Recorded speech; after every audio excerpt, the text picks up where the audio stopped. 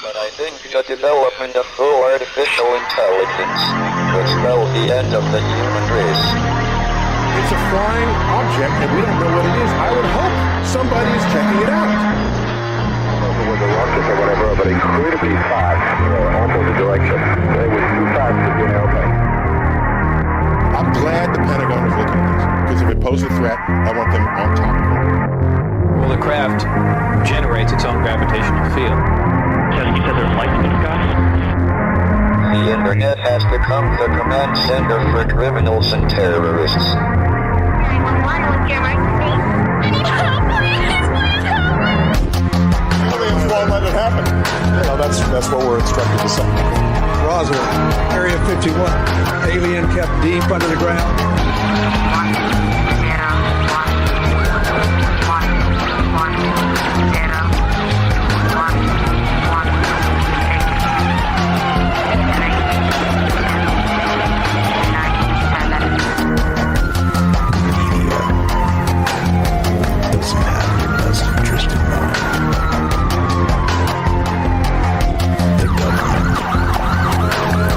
Self-serving. You're here for a reason. You're listening to Troubled Minds Radio.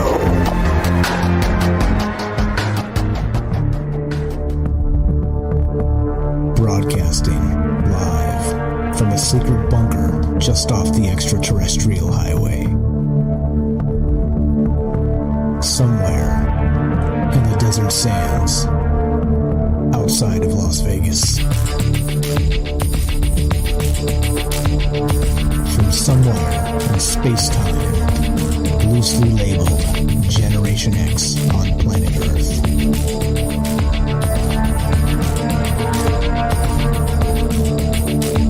And asking questions of you in earnest. Into the digital darkness. Good evening and welcome to Troubled Minds Radio. I'm your host, Michael Strange. And hello to all of you who might also have troubled minds. What's up, guys? It's Thursday night, and that means it's one of the nights we get together and talk about all the things we're not allowed to talk about. You know what those things are. Aliens, conspiracy, the paranormal, the government, academia, the 24-hour news cycle, propaganda, and that general overall bizarre feeling that we live in the upside down. The show is live if you are listening on... Well, actually, we are streaming on Facebook. We are streaming on YouTube. We are streaming on DLive. We are broadcasting live on the Fringe FM. If you would like to be part of the show tonight at any point, we have open lines. We have a Discord server, and we have a great conversation that always goes on. This conversation started 3 years ago. The first week of April. We're coming up on 3 years. It's been a fantastic 3 years. Lots of growth, lots of meeting new people, lots of talking about bizarre things, UFOs and the paranormal and consciousness, you name it. All the things that we've talked about over the years have been fantastic. And each show is its own thing, of course, because, you know, you can't have like a really long, in-depth conversation about all the things all the time. So we kind of try and sprinkle in some different things on this show and really kind of continue it as part of that one long conversation about all of that stuff. And that's what we do. And that's what we're here again to do tonight. And as always, transparency is a critical thing. And like I said, we have open lines. If I like to cite my sources. I like for you guys to know exactly where I got the information I'm talking about, so you know that I'm not making this stuff up. And you know, I can be fooled. I'm human just like you. And so if I get fooled by some fake news or some propaganda or some this or some that, well, that's why we've always done this live. Why we've always done it with an open line, and we've always kind of done this more as a conversation and less of a show type of atmosphere. So if you want to be part of that tonight, you can give us a call at this phone number. That is 702-957-1037. That's 702-957-1037. You can also join the Discord. That's a voice and a chat client that the youngsters are using to play video games. We use it to do a talk show. If you want to find the phone number and the Discord invite link, go to troubledminds.org. That's the official website, and you can join us there and talk about all these crazy and amazing things that the media just doesn't talk about. I think it's tragic, really, when you're you spend your time kind of looking into this stuff and what gets actually reported, right? What kind of gets pushed out to the newswire and the rest of this stuff. And it turns out many times it's clickbait, right? Many times it's phony stuff. It's, fake UFOs. It's stuff like this, like it's people trying to fool each other and outdo each other with more outlandish claims. Okay. And not to say UFOs aren't real. I think UFOs are very real. And what they are is really open to your interpretation. Of course, this show is not the answer show. We always say this show is the questions show.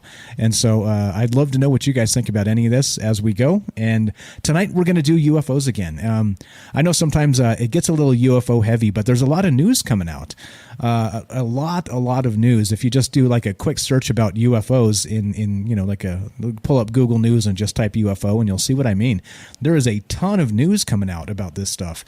And it kind of is shaping up to be 2021 is the year of the UFO, and that's what's on deck tonight. We've got a little bit kind of overflow from last night that we didn't get to that we're going to talk about.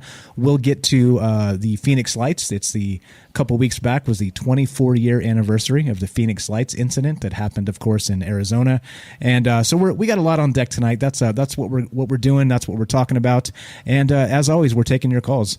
And I actually have a call right off the bat, so let's just go to the phone call, and then we'll continue tonight. So the topic tonight is, again, UFOs, a little bit of overflow from last night.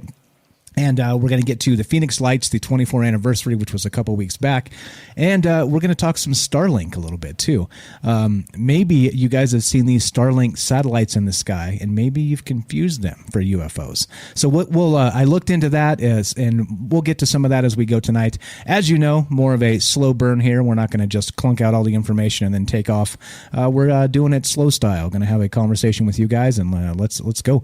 Let's go to this phone call. This is Paul in New Hampshire. How are you, my friend? Welcome to the show. Hey, Mike. I'm doing good.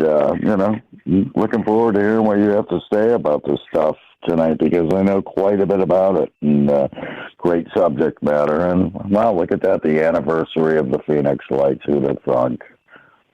24 years. 24, man, we're getting old, bro. We are getting old. 24 years ago. It seems like it wasn't that long ago. But so what do you know about this? So last night we talked about, with Ash on the show, we talked about the 6-month report for Senate. The Senate has a 6-month deal. It's actually, I reported last night that it was the beginning of June. That's inaccurate. It's actually June 25th is supposed to be the date where they've mandated that we are going to get a declassified report regarding UFOs and push that out to the people, to us, to the plebs, the unwashed masses. Yeah. What do you know about that? Yeah, the COVID relief fund of, telling people the truth about UFOs. What do I know about that? Well, I know that there seems to be this ongoing rhetoric in mass media. I think you mentioned that in, your opening, and, propaganda, and, and I think this all goes to money making in the end of it. We're going to pass bills to create money to fund these, these studies of UFOs that, by the way, never happened. The first thing, they weren't there. Oh, well, maybe they were there. Well, maybe they were, there was no such thing as MJ-12 or Project Blue Book. Yeah, but we've been doing it for the last 3 years. And it all goes down to, well, there were UFOs over military sites, mainly those that were nuclear, nuclear, what's the word I'm looking for? Places so they could put nuclear missiles. And there were military bases that they have weapons of mass destruction. And it seems to be the ongoing rhetoric that every 20 years or so in the last, 60 years that this has been going on now. It's getting pretty close. I think when it started in mid-50s, 40s, now we're in 2020. And you get to the point that, they're going to release information. But if you have listened to any of the interviews going on with some of the people in place that are requesting these things and claiming that we don't know what they are, and that this is all strange to us. They've often said that the word classified keeps coming up, and I think it goes back to 20 years ago when they released. I keep saying the links now. 20 million documents released. This happened 20 years ago, and half this shit's blacked out. Well, hey, language. We're on the radio. Language. Oh, I'm sorry. Yeah, okay, yeah. So all this stuff has been blacked out, Mike.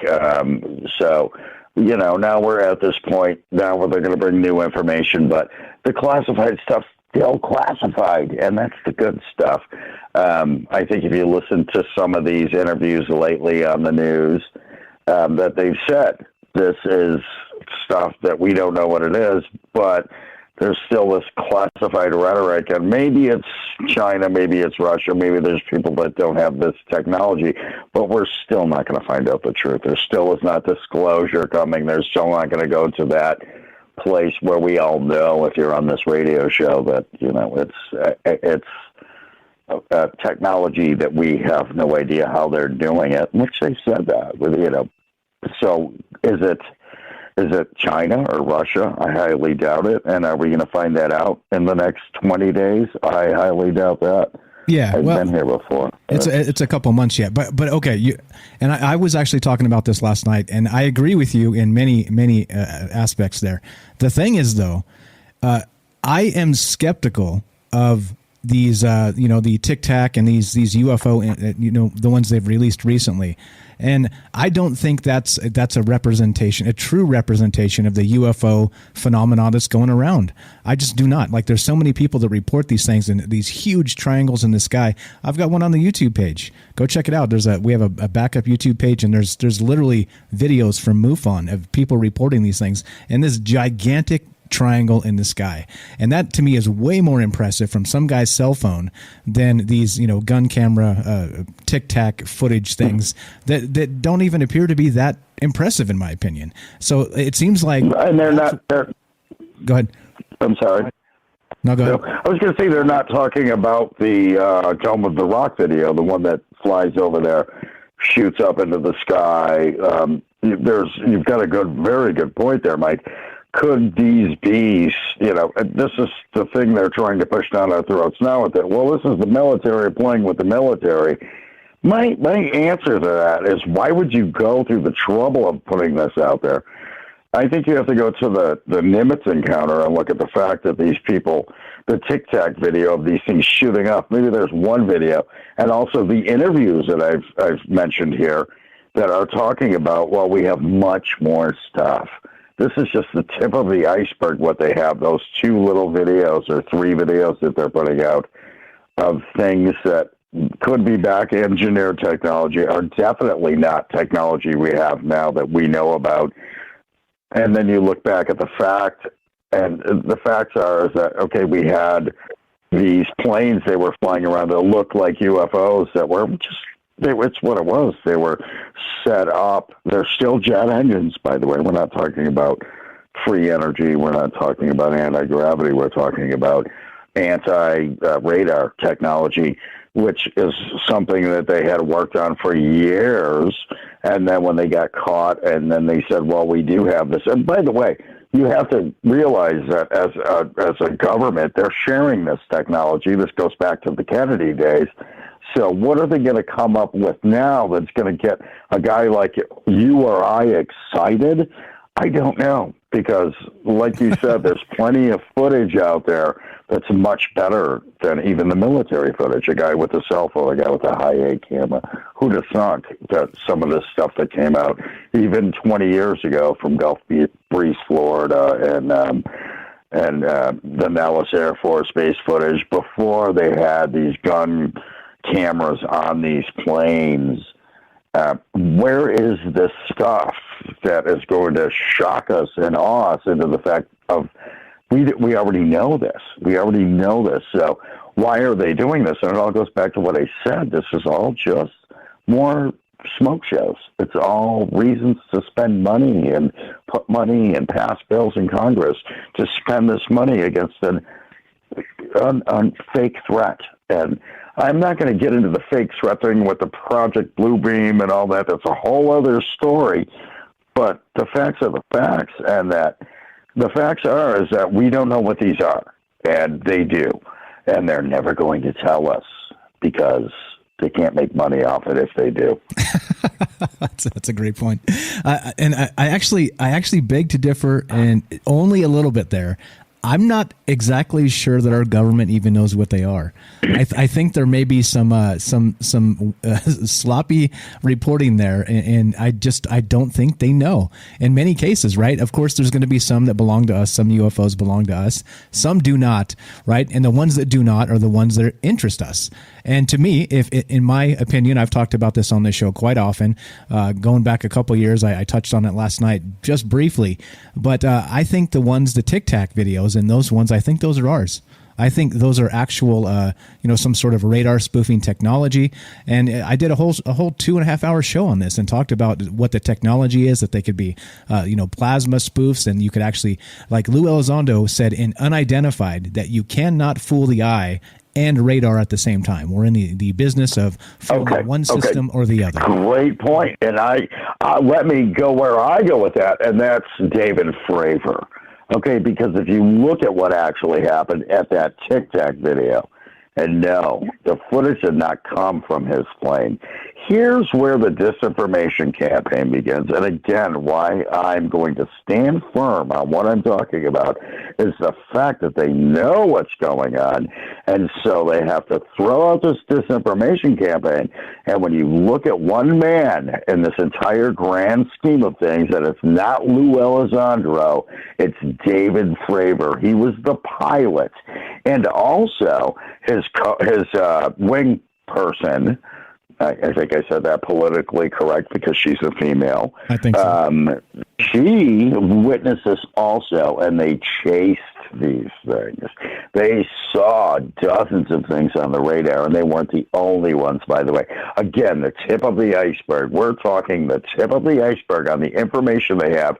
And this goes back to the day of the best astronauts, people like, what are we calling, some of the first guys that stepped on the moon, especially Buzz Aldrin. I can't think of it. Gordon Cooper. Gordon Cooper is what I'm thinking of. Yeah. He had come forward many times and spoke about footage that they had taken, flying some of the top planes at the time, chasing these things, and then, being thrown under the bus for even bringing it up, and then years later coming forward. And, let's not get into the moon landing and all that, whatever. It's just so much disinformation. But if you look at the footage that has come out, that got leaked by the TTSA, or whatever you want to call it, Lou Elizondo, to the Stars Academy, these people, you have to look at the fact that there was a guy that came forward, and this was the mistake they made. These were leaked videos. They weren't meant to go out there. Nobody's let these things out there so people can see them. So then they have to start the disinformation campaign. And then you have David Fravor coming forward, which is why you look at what happened on Fox News a year ago, and you had the Navy destigmatizing UFO sightings for pilots and people on these ships, and anybody in the military was going to destigmatize us. And the reason for that was so guys like him wouldn't go out to a bar, have a beer, and tell people what they saw, which was not our military flying around 14 Tic Tac shaped crafts with no propulsion systems going in and out of the water, right, being chased and caught on radar. Right. Okay, so, where do we go with this? Are we ever going to see the real information? Because this is the truth here. These guys have come forward and said they had HD footage of this stuff. HD, great cameras, top-of-the-line stuff, blow your mind. And they saw them personally and saw the footage, and then all of a sudden somebody shows up with a briefcase, takes it away, and everything gets wiped out. And now here we are a year and a half, 3 years, 4 years later, and it's all of a sudden, again, being used as propaganda to turn a bill to make money for our benefits, because now we need, this is a, what do you call it? It's a giant, it's a threat. It's a threat. So we have to spend money to save the world from exactly. aliens. We talked about that last night, exactly, where you don't get money from the military-industrial complex without putting up a threat narrative. That was from Matthew last night. Smart stuff. We got to get going, Paul. I appreciate the call. Everybody follow Paul on YouTube, the New Hampshire UFO Hunter. Thank you, Paul, for the call tonight. Pleasure talking with you. We'll talk to you soon, okay? Always a pleasure, Mike. Thank you. And, peace out. Hope you guys, get where we want to go. Maybe one day. Maybe one day. I appreciate it, my friend. Talk to you soon. All right. If you guys want to be part of the show tonight, we're talking UFOs again. This is a little bit kind of part 2 to last night of the 6-month countdown to disclosure. 2021 is going to be the year of the UFO, they're saying. I've got some articles we'll pull up and talk about that.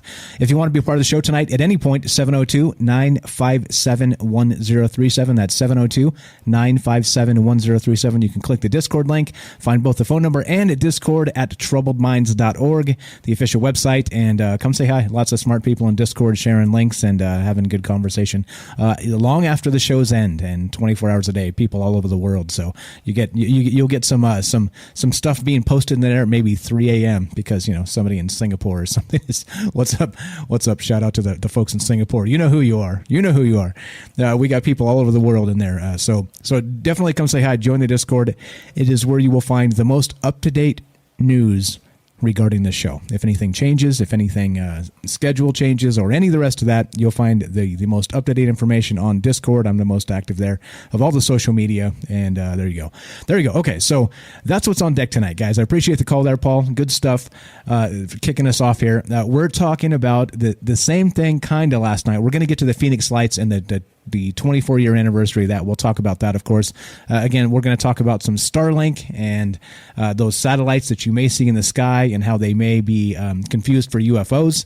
I can actually show you how to verify that. So there's a website available where you can verify if you think you saw the Starlink satellites or you think you saw UFOs.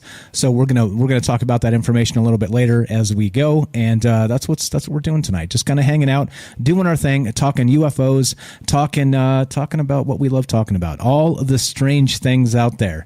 So again, if you want to be part of the show, 702-957-1037. Click the Discord link, troubledminds.org. See how fast I can go, and that's what's on deck. That's what's on deck tonight. So kind of a UFO news dump type of show, because there's a lot of information coming out in the news cycle regarding UFOs, which is bizarre to me, because it seems like maybe some way that maybe this is gaining momentum. Okay, it does seem like in some capacity, at least the news coverage of this is gaining some momentum. And I think it's because of shows like this. I think it's because of guys at the debrief.org who are doing great work reporting on UFOs. It's from guys like Tyler Rogaway that are doing the drive.com, the War Zone, and they're reporting on this stuff in depth, and it's getting picked up by the national media, which is good. It's a good thing in my opinion, because newsflash, there's some things out there in the sky that we don't know what they are. They've been there for a very long time, and we just don't know what to call them. I mean,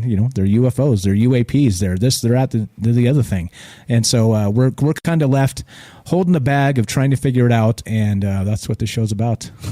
Not the answer show. This is the question show. And of course, it includes you. The conversation is a long conversation, and it includes you. I'd love to hear what you think tonight regarding all this stuff. What do you think about UFOs? Have you seen a UFO? Always taking those calls, always taking your calls. If you want to be part of the show, 702-957-1037. That's 702-957-1037. This is Troubled Minds. I'm Michael Strange. We're talking UFOs tonight. Don't go anywhere. Be right back with more.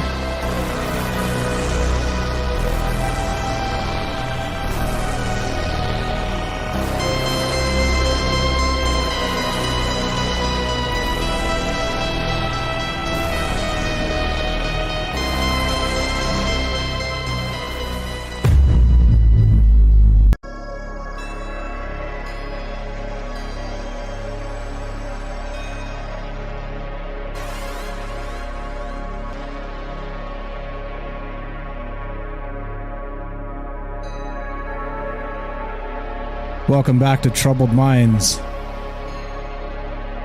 I'm your host, Michael Strange. We are streaming on Facebook, YouTube, and DLive. We are broadcasting live on the Fringe FM. Do you want to be part of the show tonight? We're talking UFOs. And is 2021 going to be the year of the UFO? You mostly know what I think, but I want to hear what you think. Taking your calls tonight, 702-957-1037. That's 702-957-1037. And this is sort of an extension from last night's show. Last night, we talked about the 6-month Senate, what was it? A Senate bill, a Senate budget bill that they actually have given themselves a mandate. The government has mandated that we are to get a declassified report on UFOs by June 25th. That's the actual date. And so that's what we're waiting for. And as we talked about last night, Marco Rubio has actually said that it's probably going to be late. Late. Because the UAPTF, the Unidentified Aerial Phenomenon Task Force, is supposedly, from what we've heard, one person. One person. Only one. Like I said last night, it's hard to take it seriously when the government takes it so seriously that they put one person on deck watching what's actually going on. Okay. All right. So that's the deal. That's what we're talking about tonight. Again, looking to hear from you. Let's actually go to this video from to kind of round out what we were talking about last night. And some of this stuff that we didn't quite get to. Now, there's a report here from TMZ where they ran into Marco Rubio at the airport. All right, and so that's good. That's a good thing, right? This is how reporting is done, and this is how people actually end up getting information out there, right? You run into people at airports and you stick a microphone in their face and you ask them questions. So this is kind of his off the cuff remarks to the TMZ crew here. So let's just play a little bit of this, and you guys can follow along and hear exactly what he said regarding some of this UFO stuff. So let's go. It is going to be a huge year for UFOs. We are going to find out what the government knows about some UFOs. There's a document supposed to be declassified by June 1st. So a lot of this is going through the Senate Committee on Intelligence. And guess who's on that? Senator Marco Rubio. Yep. And we got him out at Reagan National and asked him about this. Now, I think, just listen, I don't think that our camera guy was expecting for the senator to get so deep into this, but he's it is serious. Clear. He's very serious about this. Serious problem. Watch. People think about space aliens, for me, is there's stuff flying over military installations and no one knows what it is, and it isn't ours. So for me, that's logical. You want to know what it is. I mean, it's common sense, right? If stuff's flying over the top of your most sensitive installations and it's not ours and no one knows whose it is, you should find out what it is and tell us. Everyone thinks, we're the smartest out there in the universe, but are the aliens possibly smarter than what we are right now? Well, if they made it all the way here, they probably are, yeah. They're probably more advanced. If they can get here and we can't get there, that tells you they're more advanced. But I don't know if there are aliens. I don't know if they've ever visited here. Hypothetically, if somebody comes down, there's aliens, should Biden and should the government, should we try to be friendly with these folks, or should we look at it man, I haven't think given this. We have so many problems going on as it is. That would be one heck of a way to top the last year and a half. Yeah, no kidding. Okay. But by the way, So let's be clear. everything you said made complete sense, right? It did make sense. Stephen kept trying to talk to him about aliens, and he was laughing off the aliens part of that. And that's my point, all right? He's laughing off the aliens. There are no aliens who are here visiting us on Earth. Hold on. He said, we don't know. That's what he said. We don't know what these... All right, so I think that's probably enough to get the point, right? So they ran into Marco Rubio at the airport, and those were his comments, all right? And, kind of off the cuff, he's not working with a teleprompter. He's not hiding behind, his staffers or any of the rest of this, right? He's not kind of just checking the voicemail and not calling people back. He's got a microphone in his face, and he's answering these questions. So I think in some capacity, you kind of hear what he really thinks. And, he didn't sound unreasonable, whether you like Marco Rubio or not. Marco Rubio, sorry. I know there's a lot of cases, where you could make a case for him or against him, and that's all fine. Don't really care what you think about Marco Rubio, because we're talking about we're actually talking about UFOs and what the government knows, and what if we should care really. I mean, I think that's the thing. Kind of what I said is that last night, and I'm going to continue this until I get information that will change my mind. And no offense to guys like Dave Fravor, that were in the sky and saw these things. We have had instances in the past where they live tested new technology against our own equipment and our own people, because that's the best way you can get a reading on it, right? If this entire thing is just us, right? And like I've said, one of my working theories on this was that those Tic Tacs in the sky were some sort of plasma radar spoofing, right? If you go back to Palladium, Project Palladium, way back, right? In the 60s, in the Cold War, they were spoofing Iranian pilots with fake UFOs back then. So that's then. That was literally in the 60s. So the thing is now, what do you think we have for radar spoofing?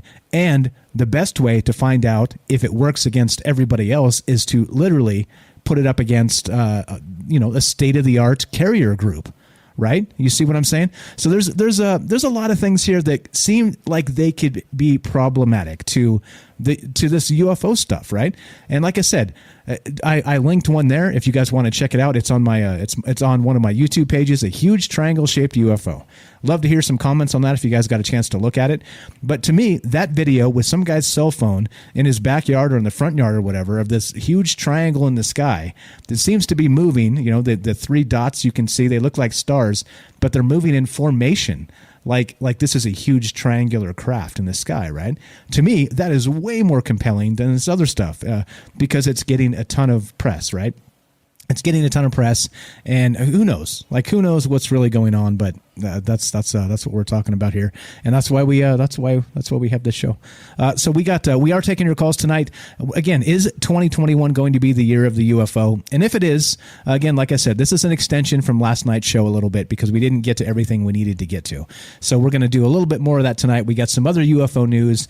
We will get to the 24th anniversary of the Phoenix Lights, and we will get to Starlink and how maybe people are misidentifying satellites and some other things as actual UFOs. So anyway, we are taking your calls if you want to be part of the show. 702-957-1037. That's 702-957-1037. I'm reading the number because I'd love to hear from you. And you can join the Discord. Go to troubledminds.org. That's the phone number. That's the troubledminds.org is the... Whoa. Loss of brain power there. So troubleminds.org is the official website. You can find the phone number and the Discord link at the official website. And I'm reading this because we're going to go to this phone call. And if you want to queue up behind Beechwood, you're very welcome. Love to hear from you guys. Did you see the Phoenix Lights? We'll get into that as we continue talking about this. I know we have some people out there that listen in Phoenix and actually probably lived out there during that time. But anyway, let's go. We're going to go to Beechwood in Massachusetts. What's up, my friend? You were on Troubled Minds with Mike. How are you tonight? Wonderful. As always, I get it's Thursday, so it's my beer night. I have Modelo's here, so I'm pretty excited. Nice. Because I like Modelo's. And I have a little bit of Bailey's, too, for later. Nice. Cheers, buddy. And that's like cheers. Dessert. Oh, awesome. But now, the Phoenix Lights were before my time. I was a young kid, I know about them, I've read about them, but, as far as when it happened, I was a little kid. Wasn't around. And I like how you said this was an extension of last night's show because, there's so many UFO sightings and people that say it, that they see it, that it's there. People are seeing things. I know some of the things have to be ours. And we see this the way that they disclose, military stuff to us, like the stealth bomber and, the Blackbird, what they have capability of doing. But I look at, too, like we're allegedly on Mars right now. We sent robots.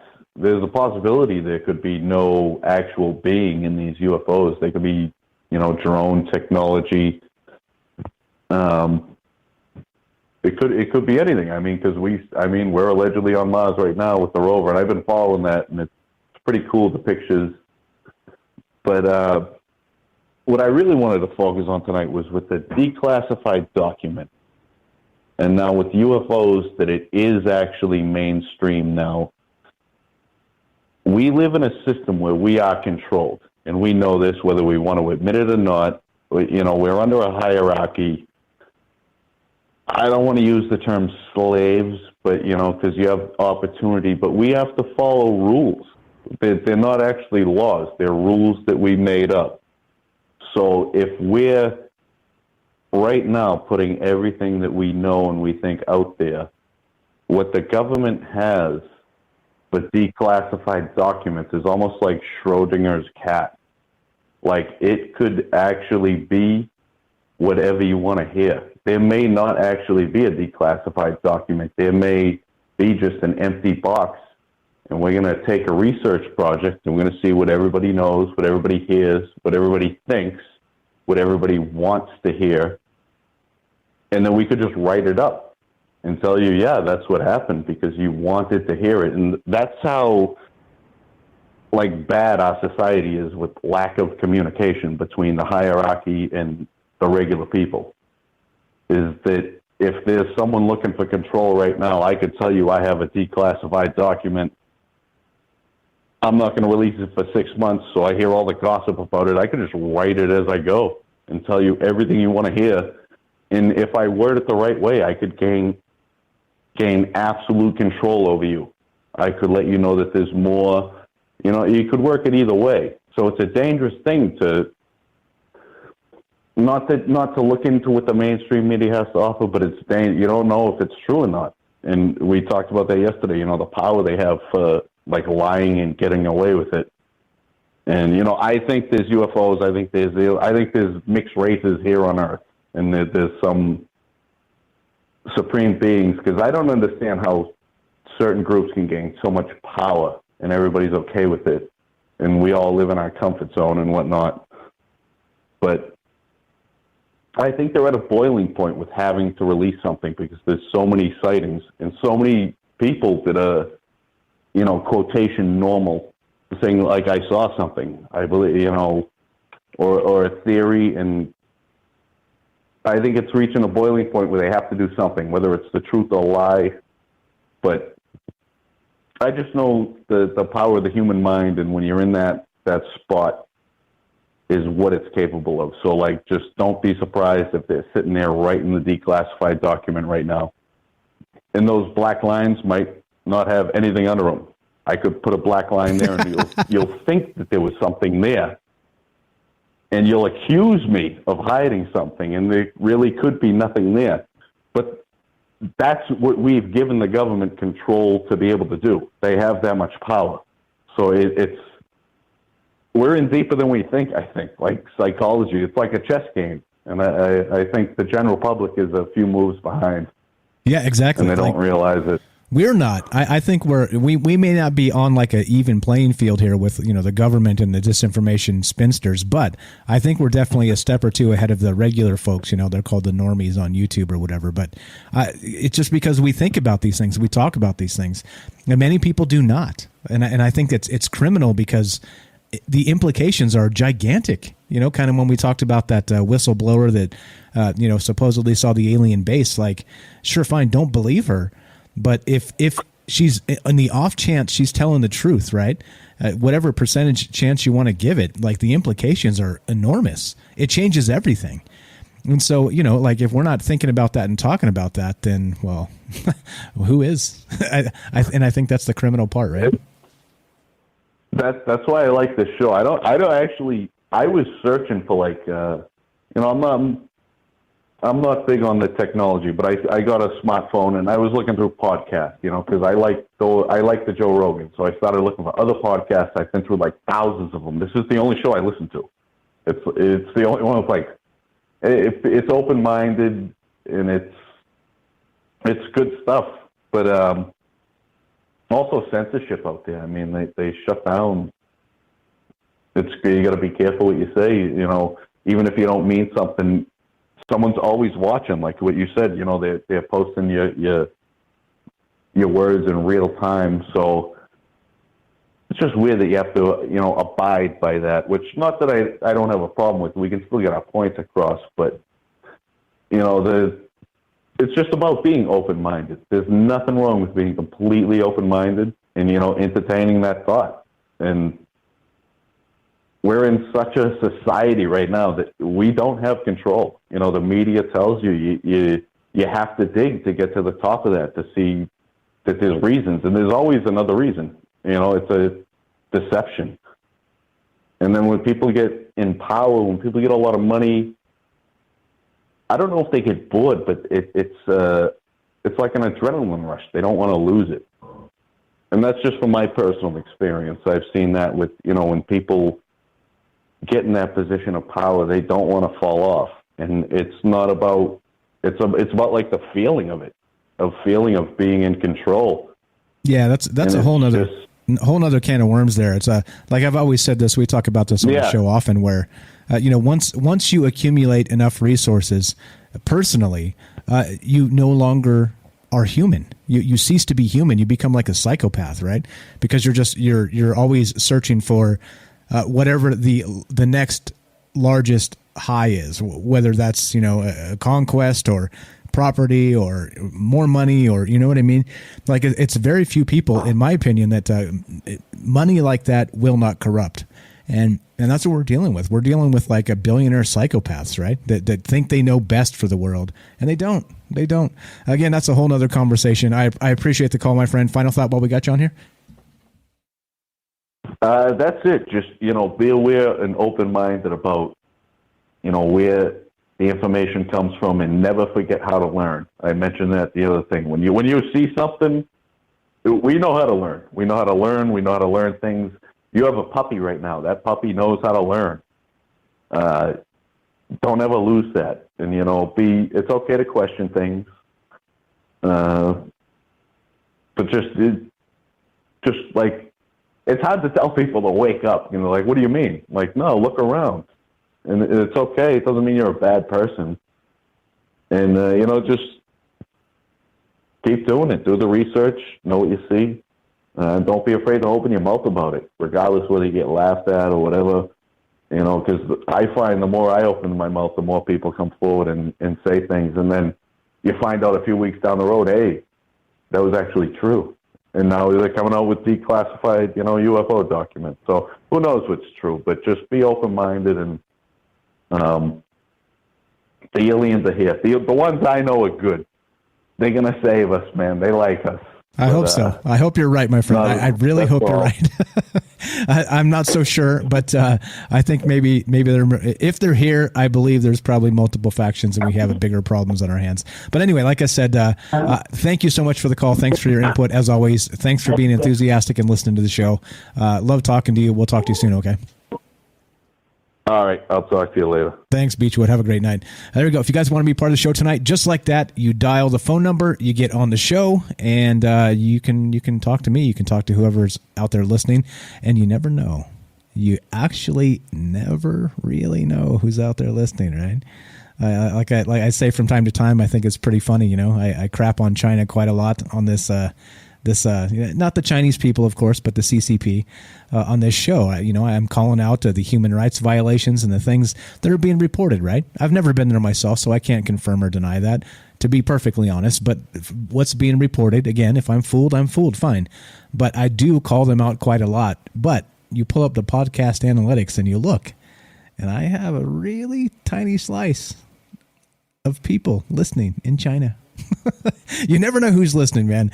And that's kind of the point. If you guys want to be part of the show, I'd love to have you. 702-957-1037. That's 702-957-1037. You can join the Discord, troubledminds.org. And we're talking about UFOs again tonight. Kind of an extension from last night's show, just because there's so much UFO information kind of coming out, so much UFO reporting happening. So let's actually grab one of those real quick and talk about this. Now, this is from Forbes.com, and this is written by an individual named Danny D. Placido, right? Good stuff here. This is... I think the thing is, right, you got to be super careful of the narratives, the narrative building, right? The people that are trying to literally make you believe every word they say, okay? And you know who they are, right? I don't have to tell you. All you have to do is just listen a little close. And if they're pounding their fist on the desk and telling you this or that or the other thing, who you should vote for or how you should live your life, well, maybe you should change the dial. Because, right, that's your first sign of brainwash. It's not good. Let's go to this, though. This is from Forbes, Danny de Placido. He says this: 2021 is shaping up to be the year of the UFO. And he's talking about all the things that we're talking about tonight. In December 2020, President Trump signed a coronavirus relief bill that included an interesting stipulation. The bill set into motion a 180-day time frame in which U.S. intelligence agencies must tell Congress everything they know about UFO sightings via an unclassified report. Okay, so he's talking about this, like I said, and this is it? I guess that's the question of tonight. Do you think that this is going somewhere and 2021 really is the year of the UFO? That's the question tonight. And as an extension of last night, after we go after the top of the hour here, we'll get into the Phoenix Lights and the 24th anniversary. But there's so much here regarding this about if there's what normal people know and what normal people follow. We're going to call them the normies, for lack of a better term. All right, but then there's people like us that follow this stuff, that follow the news regarding UFOs and the strange things that happen. Just because a strange thing happens doesn't mean it's paranormal or it's the aliens or it's a UFO or something, right? But if you keep an eye on these strange reports, well, a picture is being painted, a narrative is happening. Whether the mainstream media kind of puts the narrative out there or not, we're paying attention, we're listening, and we're being part of this to make sure this happens. And I don't know, don't you want to be? Let's just put it this way. Let's assume. All right, I know this is a big maybe juice type situation. You got to drink a hefty dose of the maybe juice, but let's assume that there's an alien invasion about to go down, an actual alien invasion. Wouldn't you want to be the first to know? Right? And I think by paying close attention to this, I think maybe, possibly, in that outlandish scenario I just stated, maybe us together might be the first to know because we're paying attention, and so many others are not. 702-957-1037. That's 702-957-1037. Talking UFOs tonight. Love to hear from you. This is Troubled Minds. I'm Michael Strange. Hang tight. Don't go anywhere. More UFOs after the break.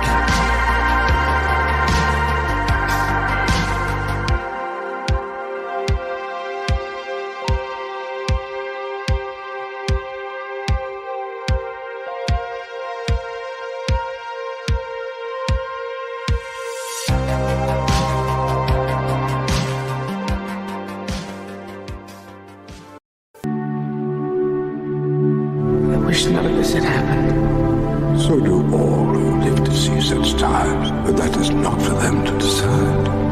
All we have to decide is what to do with the time that is given to us. There are other forces at work in this world, Frodo, besides the will of evil. Bilbo was meant to find the ring, in which case you also were meant to have it. And that is an encouraging thought.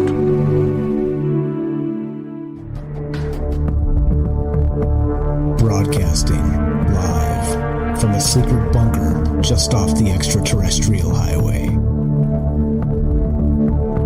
Somewhere in the desert sands outside of Las Vegas. From somewhere in space-time, loosely labeled Generation X on planet Earth.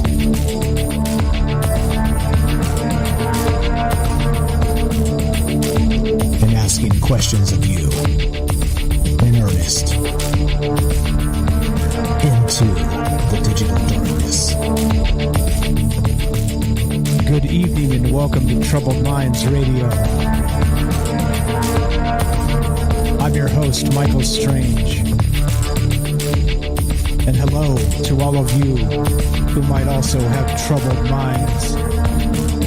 What's up, guys? It is Thursday night. It is the night we get together and talk about aliens, conspiracy, the paranormal,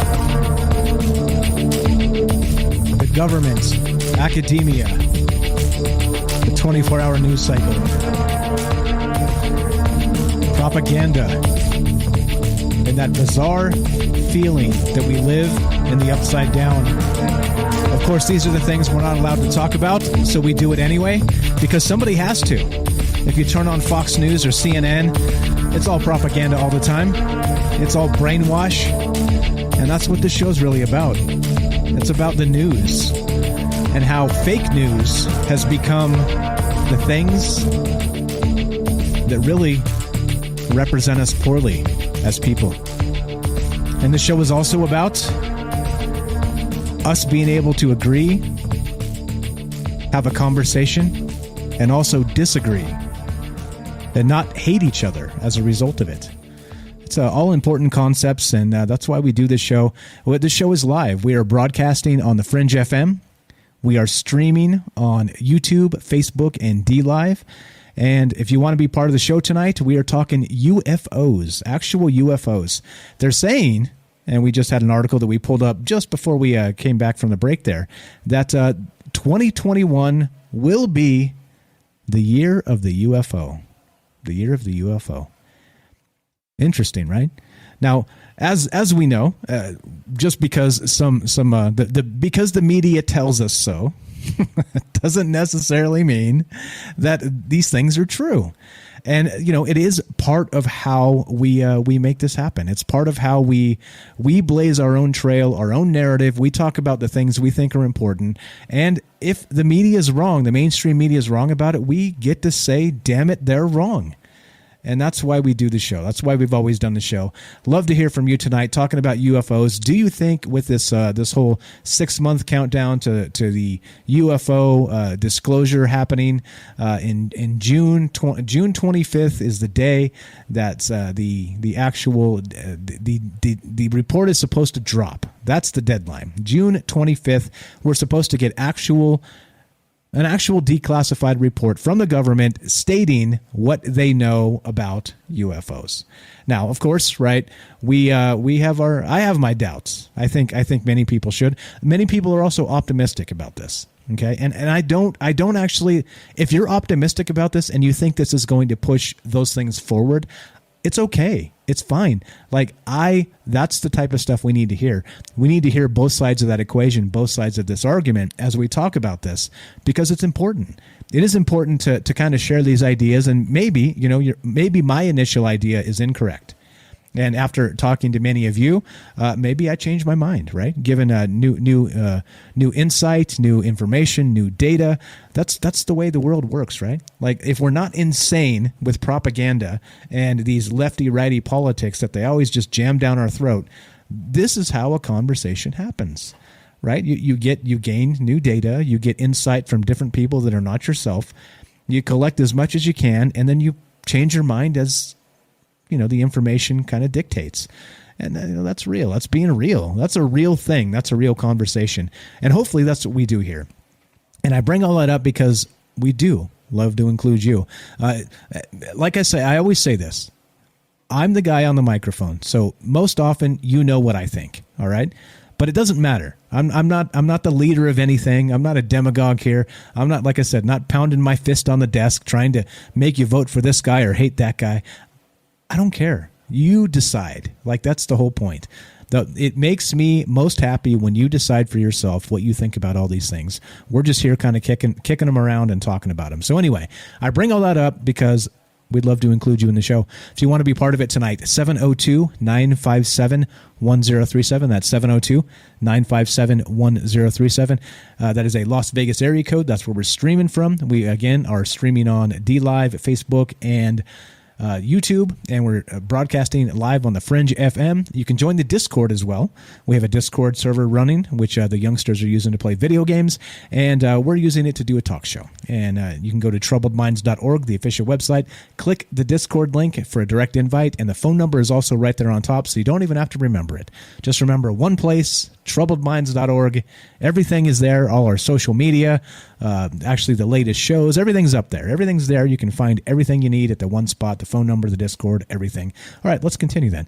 Let's actually go back to this.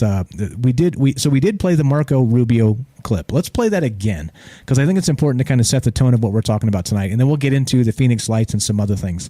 But let's go back to that. It is important to kind of look at this in its context, okay? And this is, again, reported by TMZ, and this is what they said. They ran into, probably stalked. I say ran into, that's probably generous. They probably stalked Marco Rubio into the airport and then asked him some questions here. So let's listen to a little bit of this and hear what he had to say regarding this 6-month countdown to disclosure of UFOs and that information. Here we go. Let's play it. Action. 2021 is going to be a huge year for UFOs. We are going to find out what the government knows about some UFOs. There's documents supposed to be declassified by June 1st. So a lot of this is going through the Senate Committee on Intelligence. And guess who's on that? Senator Marco Rubio. Yep. And we got him out at Reagan National and asked him about this. Now, I think... Just listen, I don't think that our camera guy was expecting for the senator to get so deep into this, but he's it is serious. Clear. He's very serious about this. Serious problem. Watch. People think about space aliens. For me, is there's stuff flying over military installations, and no one knows what it is, and it isn't ours.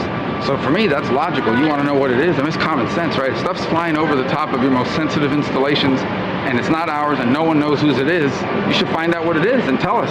Everyone thinks, we're the smartest out there in the universe, but are the aliens possibly smarter than what we are right now? Well, if they made it all the way here, they probably are, yeah. They're probably more advanced. If they can get here and we can't get there, that tells you they're more advanced, but I don't know if there are aliens. I don't know if they've ever visited here. Hypothetically, if somebody comes down, there's aliens, should Biden and should the government, should we try to be friendly with these folks, or should we look at it as... I haven't think, given this, we have so many problems going on as it is, that would be one heck of a way to top the last year and a half. Yeah, no kidding. Okay. But by the way, so everything you said made complete sense, right? It did make sense. Stephen kept trying to talk to him about aliens, and he was laughing off the aliens part of that. And that's my point, all right? He's laughing off the aliens. There are no aliens who are here visiting us on Earth.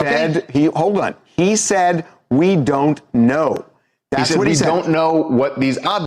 All right, so he did say, there you go. That's the clip again. That's from TMZ, and they stalked Marco Rubio into the airport to get some comments. And it's unfortunate that they asked him kind of some knucklehead questions there, but yeah, it's better than nothing, right? It's definitely better than nothing. Like who really believes that humans are the end all be all of the smartest things in the universe? You know what I mean? Like just the knucklehead question there proves that's not the case at all. But yeah, anyway. Anyway, that's just kind of what we're saying. But that's what we're talking about tonight. If you guys want to be part of the show, what do you think about this? Marco Rubio, the Senate Intelligence Committee, and the actual countdown to the report that's supposed to happen. June 25th is the actual date. And as we saw last night when we were talking about this as well, Marco Rubio has actually said he's not optimistic the report will come out on time. It won't be on time, right? Okay. Anyway, so if you want to be part of the show, I'd love to hear from you. 702-957-1037. That's 702-957-1037. Got a couple calls. Appreciate that. Let's go to John in Discord. John in Discord. John from Facebook. How are you, my friend? Welcome to Troubled Minds. What's up, buddy? How you doing tonight? I'm doing good, man. Doing our thing, talking about UFOs. What do you think about all this business? Man, I don't know about the Marco Rubio thing, to be honest with you. My real question is, whenever something takes over mainstream media, what are you covering up? It's like my go-to. What's the cover-up? And I know last time we kind of talked about, us bombing Syria and then China and Russia retaliating. Well, Tim and I were both talking about this last night and kind of going over things. It was the European Union put a lot of sanctions on China, and then they turned around kind of like in a hissy fit and put out, what was it? They sanctioned like 10 people, like 4 organizations. I think one of them was even like a major body in the EU for like their decision-making process. And then just a few hours later, that ship in the Suez Canal hit. I really think there's a undercover war that's really starting to brew and come to a head. And I think they're doing anything they can to distract, because we're kind of, labeled the conspiracy community, we get really into subjects. And aliens is like the holy grail of conspiracy theories, quote unquote. And man, would that not be the greatest troll in history to get us worried about something they're never going to release while they're starting a third world war? Yeah, I actually was thinking about that tonight as we started. Is that wouldn't it be the ultimate like FU to the world if this was all just a bunch of hooey, and most of the things that were out there were explainable. That the things that people see are government illusions that have been created for a very long time to do whatever they're planning to do. The thought does cross my mind from time to time, because I've seen weird things in the sky. Many of us that listen to the show, you're not here because you're like, oh, let's just see what the UFO guys are talking about tonight. You're probably here because you've seen these things, or you've seen videos, compelling video of these things, and you have a hunch that it may be whatever it is. Again, I'm not trying to tell you it's aliens. I'm not trying to tell you it's not, but I do know there's weird stuff in the sky. And if it is the biggest psyop in the history of mankind, right, is that the funniest part is this, right? And what you bring up, it just kind of rings true with what I was thinking tonight as we got started, is that imagine they say that the largest cover-up in human history would be if the government was covering up the existence of extraterrestrial life. All right. Now, even more funny and terrifying than that, what if the largest psyop in history was that they fooled us all along, thinking that the things that we see in the sky are something when they're nothing at all, and they knew all along what these things were, and the joke is on us. And it's part of the news cycle. It's part of the data dumps they do on Friday at 6 p.m. It's part of all the things that they try and make us believe that are not real at all. Oh, boy. It kind of one-ups the, I don't know. It's crazy, right? Our military. Yeah, right? It could be our military. I mean, it really could. I mean, didn't we just bring up a Space Force? And let's be honest, we had a Space Force before we called it the Space Force. So did Russia, so did China. We don't talk about it. It's kind of like our stealth bombers. Once someone figured out we had stealth bombers, they're like, oh, goodness. Now they know. Now we have to put the B-2 bomber on every cookie box kind of thing. Let you know this is the top of it. We have nothing more than this. Yeah, this is the pinnacle of American firepower. You've all seen it now. Cover's blown. We got nothing else, guys. just focus on the B-2 bomber. I mean, if that is what they're doing, either we are so severely unequipped for a modern day war, or there's so much military equipment in the air, and the Space Force is so much larger because we do not get to audit the military. No, that exactly. is one we don't get to audit them. Nope. So we don't know if they just spent all that. Well, we know they didn't spend it on raises, and I'm sorry for our members of the armed forces that did not get enough of a pay raise. Or for the unless you're in the Air Force. Let me throw another jab in there. We also know they didn't spend it on healthcare for veterans. Yeah. Or homeless veterans. Basically anything for the people. Right. They spend nothing on the people. So that tells me there's a lot of equipment bought, and that's a lot of research and development. I know it all didn't just go to bonuses. Probably 90% of it went to bonuses. But that last 10% is still a lot of money. Yeah, you're damn right it is. Like there's when there's trillions missing from the Pentagon. I mean, like I said, the whole theme of the show, Troubled Minds, is the more you dig, and you don't even have to dig that hard, the more you should be seriously concerned about not just what they're telling you, about what they're not telling you. And again, right, like it sticks in two different places in your brain and makes you go, if you're really paying attention, you should be troubled about a lot of things. And the illusion is that everything's fine. Everything's good. We're just life is trucking on, and society is what it is, and everything's good. Hunky dory, peachy, right? Oh yeah. You said something brilliant though. Earlier, you said I would trust more the person with the grainy camera than the person on television with, you know what I mean, with the big TikTok or whatever it was. And that's kind of where I'm at.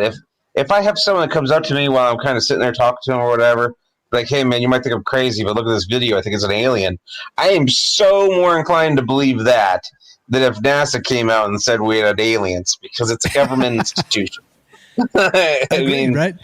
And that's where we're at. Like the distrust in government is probably at an all-time low. I think they just had like a poll just before Trump went out of office, and like the approval rating of Congress was like 9% or something like that.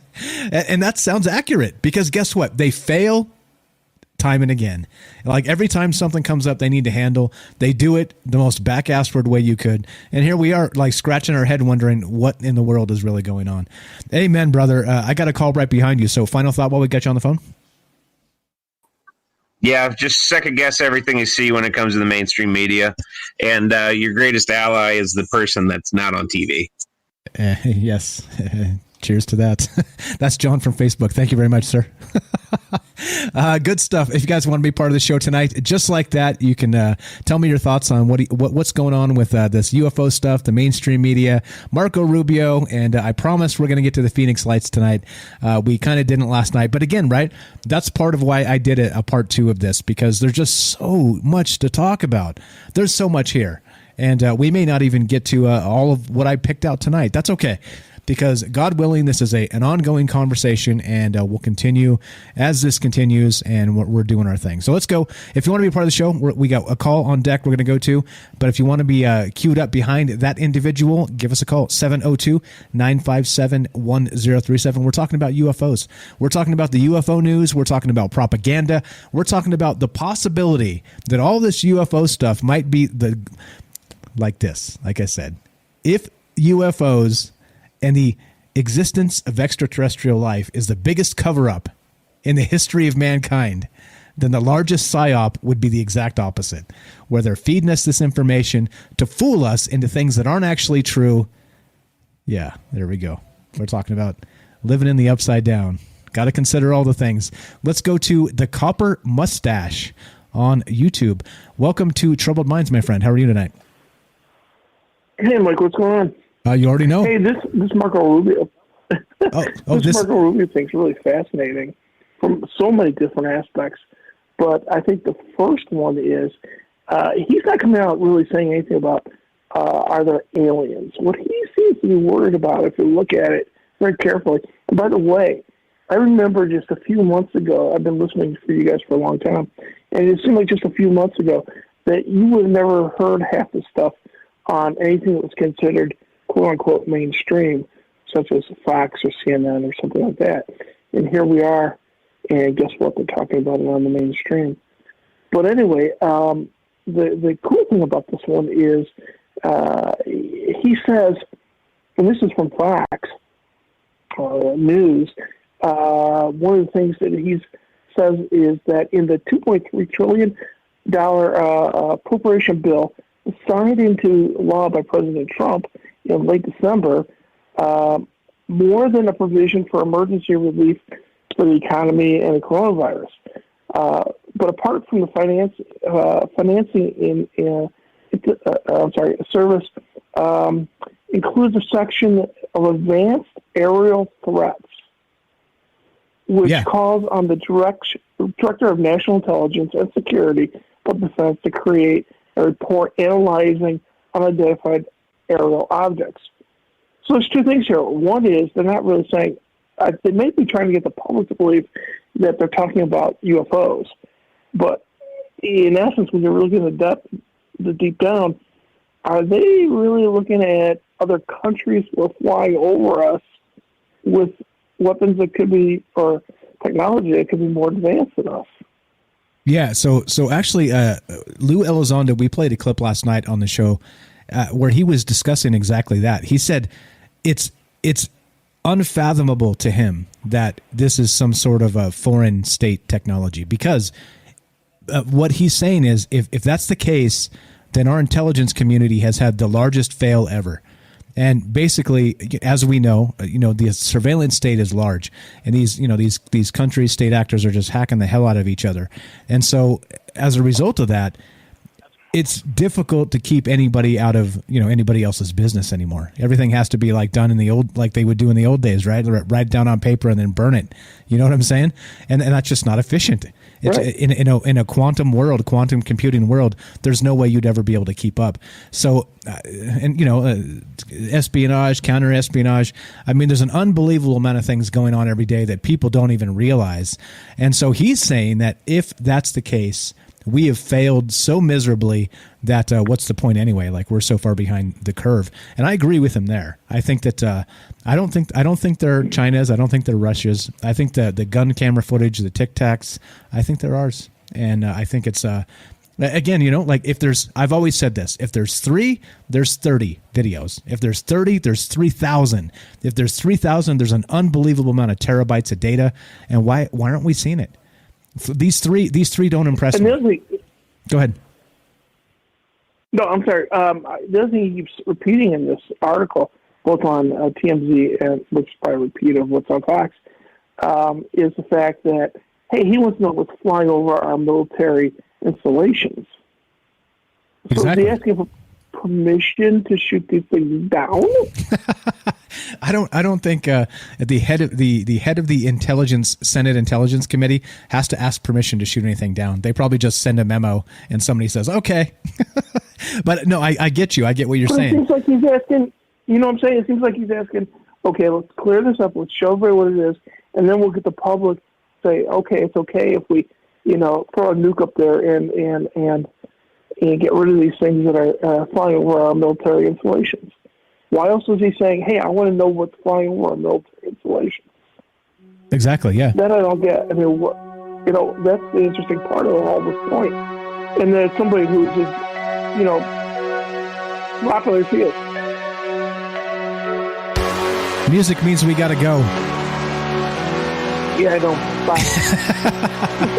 I appreciate the call. Thanks for the thoughts. That's the Copper Mustache from YouTube. Great thoughts, my friend. Thanks for listening. Thanks for calling. We'll talk to you soon. Have a great night. All right. If you guys want to be part of the show tonight, 702-957-1037. 702-957-1037. Talking UFOs, talking about the Intelligence Committee report, Senate Intelligence Committee, and we're talking about you. This is Troubled Minds. I'm Michael Strange. Hang tight. Don't go anywhere. More UFOs after the break.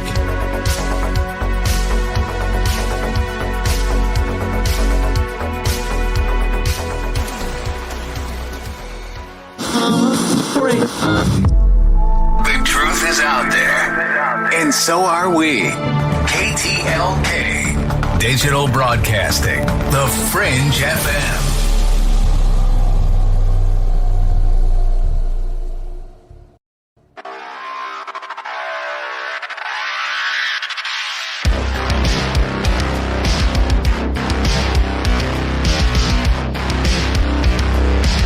Welcome back to Troubled Minds.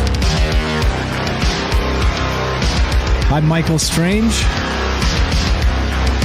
We are streaming on Facebook, YouTube, and D-Live. We are broadcasting live on the Fringe FM. And we are talking about UFOs. UFOs. Those lights in the sky. If you want to be part of the conversation tonight, 702-957-1037. That's 702-957-1037. Looking to hear from you. What do you think about all this madness? It's been going on for a long time. You can join the Discord. TroubledMinds.org is the official website. Phone number's there. Discord is there. Come say hi. Come join the crew. Troubled Minds Nation.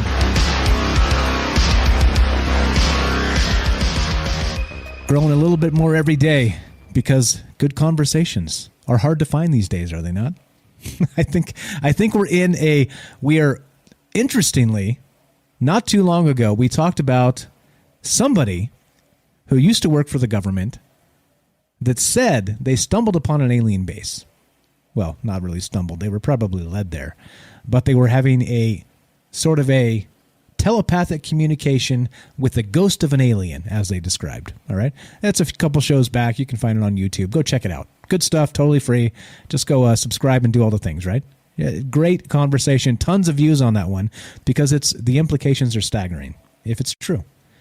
But what she said was that we need to evolve quickly as people, and we need to be able to communicate without language. Because, of course, language itself is the hindrance to the human population, to the human race. It's what's hanging up all of the misunderstandings culturally, lost in translation type stuff. And so, interestingly, the conversation, as it is, seems to be devolving. You can't have a good conversation anymore, right? Just remember the last Thanksgiving dinner. I'm the guy they would call the crazy uncle, right? I'm the guy that shows up and they're like, "Oh dear Lord, let's pray Mike doesn't bring up aliens," right? I don't, but I'm really not that guy. But you see, like, you just can't have a good conversation anymore. Everything's so polarizing. Everything is so propagandized. Everything is so made and positioned so that we hate each other. It doesn't have to be. You guys know this. I mean, this is the thing, right? We knew this when we were babies, is that we can find ways to get along in all our lives as we go through this and continue living our lives. God willing, we get tomorrow. You never know. But as we continue this journey, this human journey, it seems like more and more we're supposed to hate each other based on our race, based on our religion, based on our sexual orientation, based on the color of our skin. Right? You turn on any of these news networks, and these are the things they're telling you. It's not necessary. And that's what the show's really about. We can get along. We can be different, and we can get along because in the end, we're not really that different. And here we are. The conversation continues, and that's what we talk about, and that's what's going on. That's what's going on tonight if you want to be part of the show. Still talking UFOs. We're going to get to the Phoenix Lights in just a sec here, but if you want to be part of this, 702-957-1037. That's 702-957-1037. Join the Discord, troubledminds.org, and get in here. We'll put you on the show, and we'll talk about UFOs. We'll talk about UFOs and aliens. Oh, boy, I tell you what, right? UFOs and aliens. Such good conversation. Okay, now let's go to this. I've been promising for 2 nights now to get to this, and we have not just yet. So we're going to do this right now. I'm linking this, as always. All the links, all the things I'm talking about, you'll be able to find on YouTube after the show. So if you want to follow up on me, I appreciate you checking my sources. I appreciate you keeping me on the straight and narrow path. Just because, again, I'm human, I could be fooled by propaganda and all the rest of this stuff. Okay, so I'm human, right? I'm fallible. I'm wrong, but I'm also right. And it doesn't matter which is which sometimes. It just depends on what you believe. That's the only thing that matters. But anyway, let's go to the Phoenix Lights. 24 years ago, a couple weeks back. It's a couple weeks back now. But we had a 24-year anniversary of the Phoenix Lights. Everybody remembers this incident. This happened in Phoenix, Arizona, obviously. And there were hundreds, maybe thousands of witnesses. And this kind of every March this rolls around. I think it was March 13th was the date itself of the anniversary.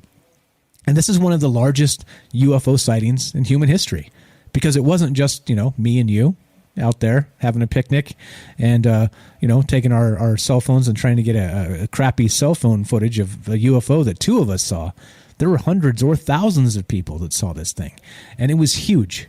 This thing supposedly was so big, it blocked out the night sky with lights underneath this, and it was moving silently. Moving silently. All right? So let's go to this. This is Phoenix Lights. A witness describes what she saw 22 years later. So this is actually not brand new. So this is from a couple years back. But still, it's worth looking at, mentioning, and talking about. Let's go to this. Let's go to 12news.com and what they had to say about the Phoenix Lights. 12 News at 10, back with a story that's baffled people in Phoenix for more than 2 decades. If there were iPhones or Twitter back in 1997, the Phoenix Lights would have been trending for weeks. It's a huge story back then and continues to raise eyebrows today as the focal point of a list of documentaries and books. This Wednesday marks the 22nd anniversary of the lights that were described as everything from extraterrestrial visitors to flare and secret government aircraft, even a hoax. Team 12's Tricia Hendricks spoke with a woman who witnessed and documented the Phoenix Lights. People were seeing these lights that either seemed to be attached to something or had a force field in between, because when they looked up, they blocked out the stars in between the lights. Dr. Lynn Kitai reflecting on what she saw back on March 13th, 1997. A string of lights shaped in a V hovering above the valley skies. Going through my mind, I was thinking, who are you? What are you? Do you know that I'm here? I'd love to meet you. For more than 2 decades now, countless explanations and claims have surfaced surrounding what she saw. I got it on 35mm film. This is in the negative. It cannot be denied or to date, 22 years later, be explained. We're talking totally silent at rooftop level. People watched these phenomena just glide right over their heads. Authorities have said the lights were flares used by the Air National Guard, but many still believe this was a signal from another life form. I saw these things up close and personal. They were not flares. The lights in the sky still a mystery to many. Some people can't deal with this topic. Some people don't want to, and that's okay. Lynn's mission is clear. She wants to make sure the world doesn't forget the Phoenix Lights. She even wrote a book, The Phoenix Lights, and produced an award-winning documentary of her sighting of floating orbs. People can make up their own mind. I'm not saying what these are. People that have an experience, a true paranormal experience, it's not a belief, it's a knowing. And as I tell everyone else, keep looking up. If you'd like to watch the Phoenix Lights documentary, a special screening will take place on March 17th at the Harkin Shea Theater. Okay, so that was actually a year, 2019, a couple years back. So don't go to the Harkin Shea Theater expecting to see this. Okay, so anyway, but that's the thing.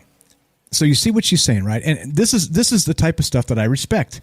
Is that she's saying, look, I saw these things with my own eyes, and this was not humans. This was not a man-made phenomenon, okay?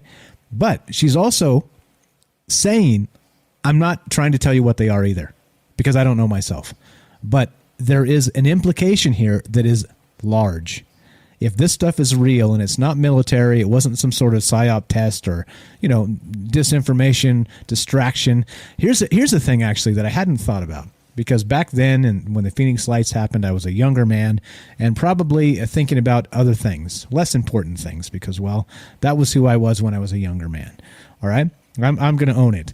But I wonder what was happening in the news cycle around the time this went down. Interesting thought. Maybe it's worth going back and kind of looking at. Maybe this was a disinfo campaign to wash something else out of the news cycle that was embarrassing to the U.S. government, right? These are the types of things that you don't really think about in the moment, right? So who knows? Who knows? And I don't mean like it was fake and people didn't see these things. I mean that it was put out there by the government as a show, right? To gain media attention. And this is the world we live in, right? We have to be suspicious of this and all this stuff that goes down. So anyway, if anybody's out there that saw the Phoenix Lights, I know Fred's out there, listens from Phoenix. He says he lived there in the chat and he missed it. He missed that night, but he's been looking to the sky ever since. If anybody out there has seen these things and wants to talk about this, 702-957-1037. That's 702-957-1037. Go to troubledminds.org. Click the Discord link. You can be on the show that way as well. Troubledminds.org has the phone number and the Discord. That's all you need to remember about this show. Troubledminds.org. Let's go to, I think this is MJ. Is this MJ? Michael J. How are you, my friend? Good. How are you? I'm doing great. What's on your mind tonight? Well, so many things, but the Phoenix Lights first. In Arizona, for like 20 some years, I'd go out to the desert and film and aerial phenomena and stuff like that. And I had one little town I used to go to. And I had a motorcycle at the time, so I rode out of Phoenix up there, parked it, and suddenly there was this man standing behind me talking. I don't know where he came from, and he is human, as much as I know. And he bought the house next to the area where I go to. I think he bought the land, too. And he starts talking to me, and I just turn around like, where'd you come from? And I'm on my motorcycle. I still have that little, body buzz you got going. I'm just trying to kind of relax and ground back down. And like I said, I've seen a lot of stuff. And I'm sitting there, and I wanted to look up, but I'm talking to him, and I just had that, feeling like somebody was saying, look up, look up. So I started back. I was sitting under the tree, and I started backing up. And I was looking at him, and I just glanced out of the left corner of my eye, looked up, and there was an orange orb up in the sky. Okay? And I just kept, I didn't acknowledge it, just turned my head and listened to him talk, and he started talking about the Phoenix Lights. And what he said was that the Phoenix Lights, NASA had been tracking them 3 weeks prior to them getting to Arizona. And he was talking about it, and he said that there was probably one of the few times they couldn't identify whatever it was. So they already knew about it prior to getting to Phoenix. Okay, that's a startling revelation. And so I have visions of Independence Day and the motherships rolling past the moon, right? You know what I'm saying? So like they're coming in from outer space, deeper in the solar system, rolling past the moon, shaking the Regulus on the moon, and the flag that's out there, right? And NASA tracking these things. But weirdly enough, if that was the case, it was much ado about nothing, right? It just some lights, and then they went away, and that was that. Am I right? No, actually, they found some stuff out in the desert. Did they? What did they find? Yeah, they found some stuff out in the desert that was messed up. Whatever area they passed through, there was some stuff that was destroyed. Oh, really? Okay. So, yeah. So there was some actual things. Yeah, there was there because he was telling me all about it. I'm sitting there like looking at him like, where did you come from? Why are we talking? And he didn't know me. He was just sitting there talking about the Phoenix Lights. Oh, the orb, the orange orb. There's this type of tree that loses its leaf like 3 or 5 times a year in Arizona. And I'm sitting underneath it. I started backing up, and I knew it was there, so I was just, listening to him, backing up, and he kept going on and on about the Phoenix Lights. And I backed up, and I looked directly up in the sky. There's this big orange orb, and I finally, turn around, and what I normally do with them is that I see you and you see me, like I recognize you now. It disappeared, gone in a heartbeat, okay? He was sitting there talking, and apparently one of his friends had invited him down to Texas for a launch on a satellite. And that's when his friend, he asked about the Phoenix Lights, and his friend told you, he says, if I, tell you anything, we're going to have to kill you. But what I told you is what he told him. So, as far as I'm concerned, if NASA was tracking them 3 weeks prior to even getting to Phoenix, then they knew they were coming. 1, 2, they couldn't identify them. And then he said they were one of the few objects or lights that they could not identify. So that leads me to believe there's a few things out there that they don't know what it is. They can't identify them. Yeah, Now, back in 95... Go ahead. Go ahead. No. Oh, back in 95, the way it happens with me is I usually got called out. Like, I'd be sitting there and suddenly you sort of daze out. It's like, you get up out of your chair, you're supposed to go outside. And it's like somebody else is telling you what to do. And this one particular night, I was in this little town, living in this little town, and I got up and just got my vehicle, and I drove. I kept driving, and I passed a road. Do I turn here? No. And then suddenly I got to the road I turned to, and I thought, it's here. There's this, like, kind of excitement or electricity, and I took a left, followed it down, kept going and going and going, and ended up near Baghdad, Arizona. Okay? And I finally I was getting mad, so I just pulled off to the side of the road, and all of a sudden I see these 6 lights coming towards me. This is back in 95. And they're off in the distance, and they're slowly but surely getting there. And I hear a jet, I hear a jet engine in the background, so I'm looking around. And it was fairly clear night, and I looked up, and I could see the jet, going by pretty high up, but you could hear it. Here come these 6 lights towards me.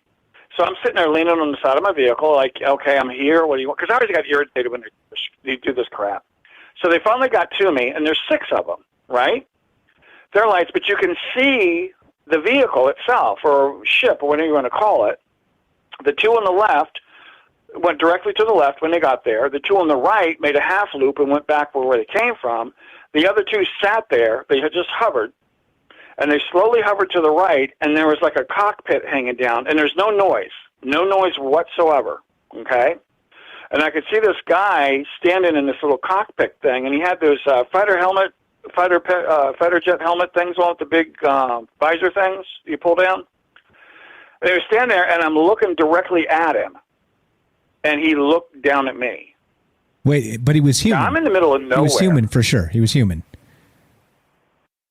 I'm assuming. I mean, he just sort of looked down. He had this kind of a very quiet, have you ever seen an owl look at you?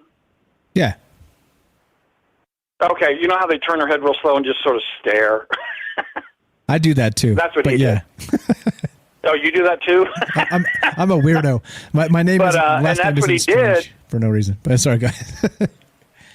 Okay, so he stared at you. That's what he did. Okay. And he did that, and then all of a sudden they just slowly but surely started floating off to the left. And it took them like 20 minutes to go. And after they left, usually when this happens with me, I kind of in a bit of a daze. You're sort of half in, half out of it. So I'm watching this, and as they got further away, the more I woke up. So I don't think they weren't anything. I think there was something. But, people talk about, how much of it is. Most of it's ours. And we have technology beyond technology. People aren't even going to be, they're not even going to know what's coming. Because I've already seen some of it. And every once in a while, it's an extraterrestrial vehicle. Every once in a while. Because when you get in touch with it, you can feel the human in it. You can feel the connection. When you get to the extraterrestrial, it's like minimal. It's hard to explain. It's like you don't have that connection as you would with another person. There's no emotional connection in that sense, but there is a connection. Okay? I see. And so but you say this like really simple and clear. Just to clarify for people, you're an empath, right? So you can pick up these things from just regular people. Like you have this kind of unspoken connection where you sense their emotion in some capacity, right? Yeah. Well, I used to do readings for a living. Exactly. So I know that, but I just want to clarify for people that don't know, that may not know. Yeah, that, so. yeah. Okay, so when you get all this stuff, I mean, every once in a while, I'd be up in this little town. I love going to this little town. And I was sitting there one night out in the desert, and I kept seeing this red dot in the sky like it was Mars, right? But I'm noticing after 2 hours, it hasn't moved because we're rotating counterclockwise, and it should have gone up. The east horizon goes down, it goes up. It was sitting there the whole time just following. And I finally woke up and went, oh my God, look at it all of a sudden, and all of a sudden it just gone. That was not us. Yeah, so exactly. every once in a while we have it. And so I agree with you. I'm of the mind that most of the things we see in the sky that we don't understand are probably some sort of military or like next level technology. DARPA, these things they're testing. Like those drones in Colorado, swarms like that. Like there's tons of stuff that you can kind of cite and say, all right, this is probably us. Like to a high degree of probability, this is probably us. But then there are those weird ones, man. You got time for one more? Yeah. Let's see. What time we got? Yeah, we got a couple minutes. I'll make it quick. Go for it. Because I know you got other people waiting. I was up there in this town, and I had an apartment up there for a little while. And like I said, I just get these feelings, so I follow them. And I went outside. It was a beautiful day, nice billowy clouds, blue sky. It was great. And I'm just looking around, and I know where to look when I go out. So I looked up to the right, and I see this black jet. Right? It's floating. It's just hovering. It's not going anywhere. It's just hovering. No noise, no nothing. I can see it. It's hovering. Then it makes a loop, complete loop, parks it, hovers some more, made another loop, parks it, and I'm watching this thing. It's a jet. It's one of our jets. All of a sudden I hear engines come on, and I see another jet with the engines on floating up to the other jet. And then the jet I was looking at turned its engines on. They didn't take off real quick like a jet has to fly. They floated off, and they were using the engines to direct them. That was back in 95. Exactly, So- which was 2 years before the Phoenix Lights. Who knows what technology we have today, but if they had that back in 95, we got all kinds of stuff up there running around. Exactly, and it's probably been for a very long time, right? You go back to Reagan and the Star Wars and all this stuff. I mean, that was 30 years ago or more. I mean, it's unbelievable how many things we probably have that are military, that are foreign state actors, that are the race is on, right? The technology race has always been on, and they're pushing it to the next level all the time. It wouldn't surprise me, man. You were the best, MJ. Anything else while we got you on the phone? Yeah, Rubio.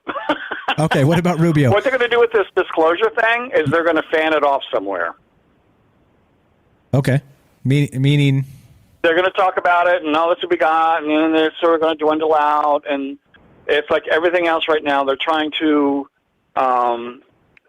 treat you like a child on it. Because every time I go out, leave the house, I get so pissed off at people. But they're going to treat you like that. And if they come out with anything in particular, it's going to be dead in the water. Because I've seen way too much. Back when I was in Phoenix, it didn't stop until 2014 when I moved back to the East Coast. And then after a while, it started picking up here a little bit. But there is so much out there. And, people might see a light in the sky. That means nothing. It's when you're out somewhere and you're in a daze, and suddenly you wake up in this daze and you suddenly see something in front of you. Because there is stuff out there in that desert that's just, it's not ours. They're not us. Agreed, 100%. So, we are out of time. Michael J., you are the best. I love your calls. We'll talk to you soon. Have a good night, my friend. All right, thank you so much. Thanks a lot. There you go.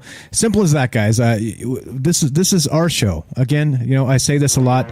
This is the show that we get together. We talk about this stuff. You don't need to be Linda Moulton Howe or Lou Elizondo or any of these people. God bless them. They're fine. But we get together. This is every man's show, every woman's show, every person's show. We do this, and we talk about all the things we're not supposed to talk about. Love to hear from you. I appreciate all the calls tonight. I appreciate everybody listening. I appreciate all the enthusiasm. As we finish this up tonight, stay tuned on Fringe FM. If you're listening on Fringe FM for Lighting the Void, Joe Roop. After that, Ryan Gable, The Secret Teachings. Fantastic stuff. If you're listening on DLive, YouTube, or Facebook, hang tight for another hour of Troubled Minds. And be sure, be strong, be true. Thank you for listening. From our Troubled Minds to yours, have a great night.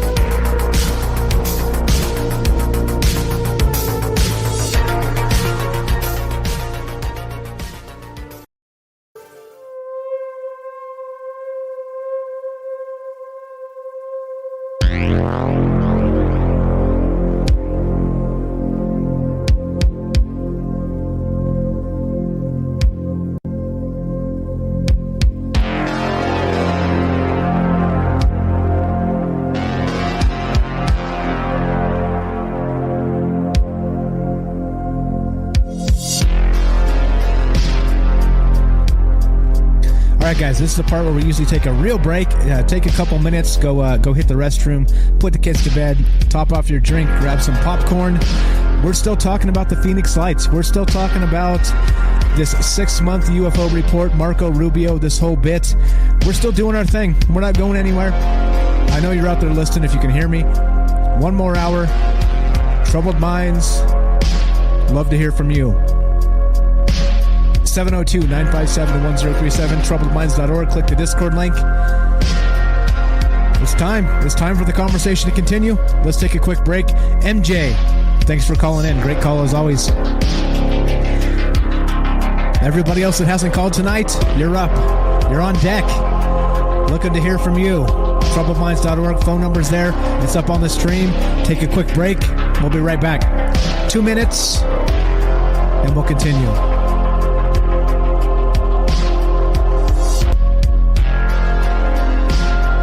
All right, here we go. We're going to do our third hour. Do we start with the howl, or do we end with the howl? Oh, no, I guess we'll end with the howl. I feel like I need a howl, like like one of them ow, ow, ow type of things. But we'll save that to the end, the actual howl. But all right, so we're still talking about, again, the 6-month UFO report, Marco Rubio. We had some great takes on that tonight. Love to hear from you guys. What do you think? Should we expect some big things from this, or do you think it's just another load of hooey and some disinformation? And that's what we're doing. We're kind of spinning our wheels, talking about, the alien menace, or, advanced aerial threats, like the Copper Mustache said, which it says in the report, right? Advanced aerial threats. It says it right there in the damn report. That's what we're talking about. That's what we're doing tonight. Let me go to the chat. Let's we don't go to the chat often enough anymore. Too much talking from me, not enough reading the chat. Let's see. Here we go. Let's see. What do we got? Sherry says, thank the heavens my dog isn't hearing the thunderstorm. Amen, sister. Yeah, I understand. I completely understand. Let's see. What else? Let's see. Reading the chat. What's up, William from Singapore? There's usually a unique mixture of feeling you get when you see these genuine UFOs. There you go, right? So maybe you are an empath, exactly like MJ was saying, like Michael J was saying, right? I think maybe there's something, right? There's something to this, that there's a human connection that we're used to, which, as you're in the presence of another person, it's like standard, normal. It's a thing. It's a thing that we're used to. And so once the thing kind of trips and becomes something else, and there's not that regular normal connection we're used to, maybe, right? Maybe you feel like an actual alien presence, extraterrestrials or whatever. What's up? Kelly says, I've always questioned, was it one craft or multiple craft? Talking about good stuff in the chat here. Let's see, what else? Let's see. So much good chat. Going to all this stuff, but we got a phone call. So we're going to go to the phone call. And still, the comment of the night is Sherry with, we are mutt aliens. We are mutt aliens. There you go.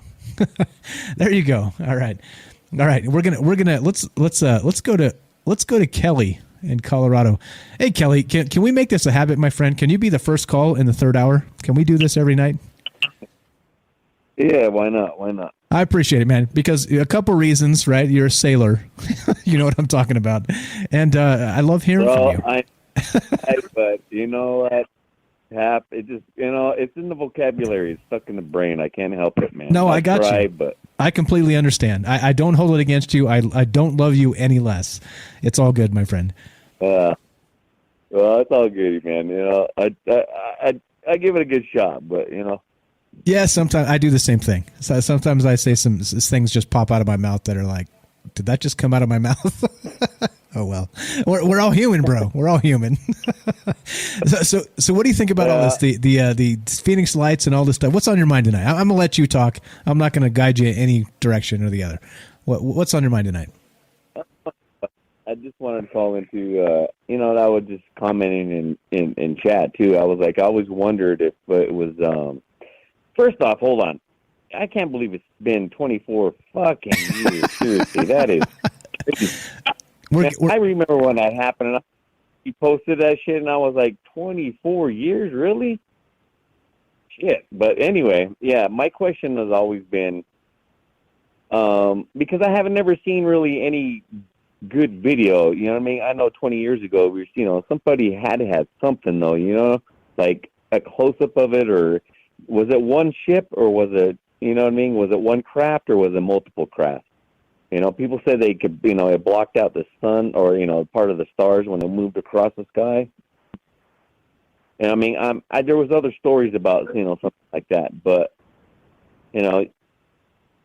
for me, I would have to have some kind of I've seen the videos where it shows that because to me I would say multiple crafts, because that makes it look like it's a single craft. That's my opinion, because the way it lit up, it lit up slowly across the sky. It wasn't like it just boom, came over the top of the city or something, But if you look at it, it did look like it was one big giant craft. So that's the only thing, And then you hear that with that one actor, he was one of the ones that called it in when he was flying in on his plane, him and his son.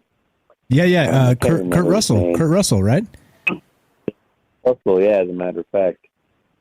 Yeah, he was the one that called that in when he was flying in, because he said he seen just, he could just see flights.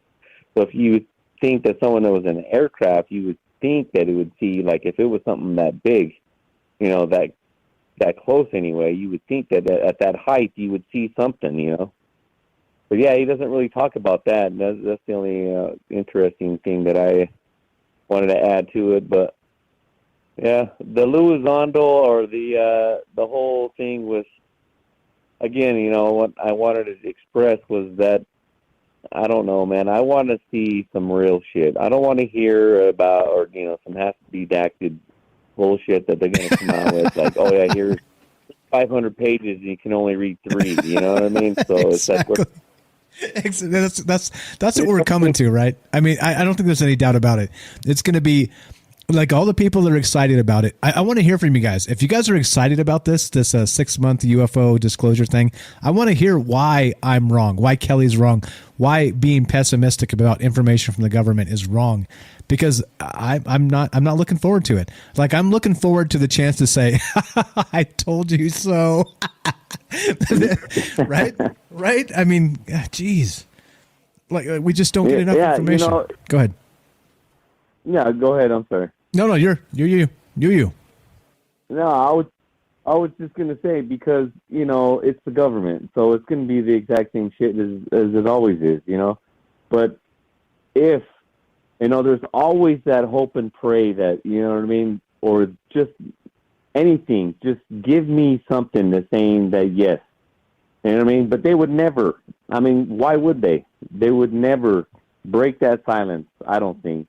Just to even say that, hey, to come out and say, okay, these guys are from Zeta Reticuli, or, they're from, that's why we always see, a different, or, different planetary systems within the old writings, or the old paintings on the walls, that the ancients used to talk about, or, they were from, they were not really reptilianized, but, they kind of look like it, but, they're from, their lifespan is such and such, they have these type of aircraft, or space shit, they got, like, break that shit down.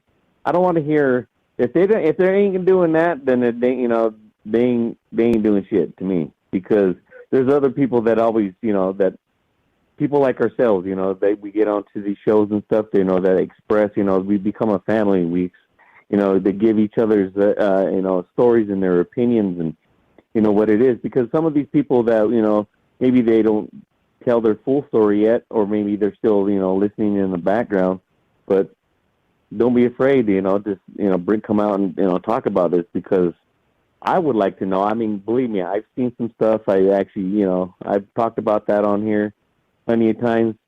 I mean, I seen his eyes flip, but I didn't see anything that, to tell me that, like, say, he was, to me, that was obviously that was some kind of alien species. It wasn't fucking human, I tell you that, but,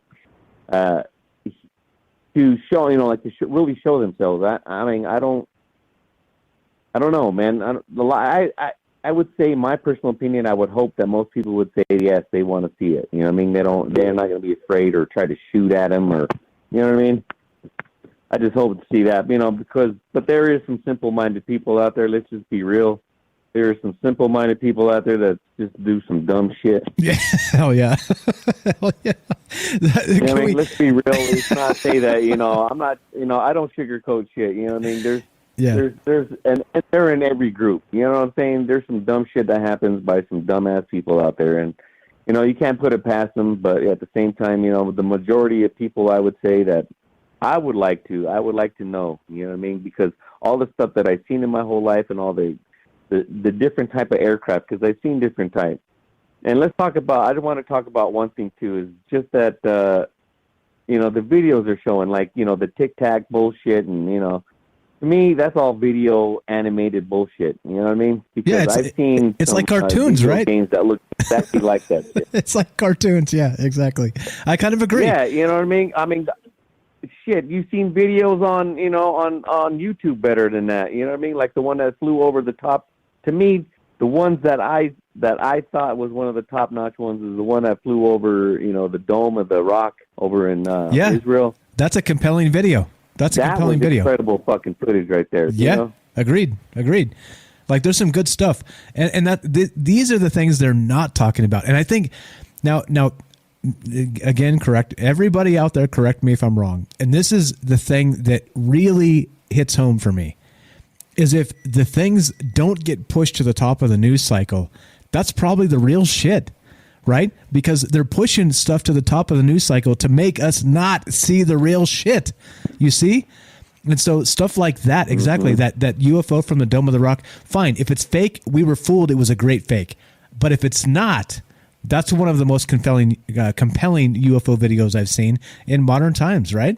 I mean, there's some good stuff there. And it doesn't, like, we're talking about the Phoenix Lights. It got an unbelievable amount of press. 24 years later, we're still talking about it. But we're not talking about the Dome of the Rock UFO. You see? Yeah, that's true. Because, that was, like, super real and super close. It wasn't just, like, one person. It was, like, there was like 15 different angles from different people from like every walk of the planet. Every walk of life. They were just everybody that had different. I mean, and when it shot up in the sky, where it was crazy, you could see like it went into a bigger craft too, because they had like the red lights going around in a circle. Yeah, to me that was some compelling evidence, And not to throw these guys out there too, though, but Third Phase of the Moon, just because it's not, the people that send their videos to them, the incredible footage that they've had, that, like, man, there's some shit out there that's like, holy, like, daytime, close footage, up in your face, that, like, and it's so real that it looks fake. That's some of the stuff that I see. I'm like, holy shit, you know what I mean? Because I've seen some stuff, but it was close, but it wasn't, you know what I mean, like, where this thing is just floating close to you next to the, I mean, the closest one I seen, like I said, I was, I just got out of the Navy and I'm, bringing all my stuff, we're moving and we're bringing all the stuff in U-Hauls, and I just happened to look over to my left, something was telling me, look over to my left, and I looked over there and it was the shape of this one was like a ball. It was like it was silver in shape. I was probably like about 10 feet in diameter, but it was just a ball, and that thing shot up to the sky from about 500 feet it was about, I would say about between 500 and 800 feet in the sky, and that thing shot up to where I couldn't even see it in less than, I don't know, it was quick, it was less than 10 seconds, but that thing was incredible. The speed on that thing was, and again, you didn't hear no sonic boom or any of that other shit either. Which is in the news that DNI Director of National Intelligence John Ratcliffe, he said that they have evidence of these things happening, right? Of actual craft moving faster than the speed of sound and no sonic boom. And what does that tell you? What does that tell you? Oh man, I don't know. It's something that I don't know how. I mean, that's like I was talking about earlier. When it was from yesterday. They say that it like develops a pocket in front of it, so it's like sucks it toward it instead of a thrust from the back, from pushing it from behind. That's the stuff that I ran across. The type of information that was given out. So, and that's also been talked about. Like you said, a couple other people. That that just blows like the science that we have. You know, physics doesn't even, it just flips physics upside down that we know of. You know what I mean? It doesn't even, so our minds even trying to think about how that shit will even be made. So when people say that it's, you know, that it's our craft, to me, if we built it, it's still not our aircraft. That thing was somebody else's. They're just showing us how to, you know, like I said, if you have something that has anti-gravity, it doesn't matter what shape it is. It's still anti-gravity. It doesn't matter what shape it is. It can be a cylindrical, it could be round, it could be a, you know, it could even be like people thought, you know, back then in India. They said they looked like cities come floating down. Yeah, no, agreed. So Matthew actually has a good comment here. Didn't those dudes get caught hoaxing? And I think he's talking about the Dome of the Rock, that video. I don't know.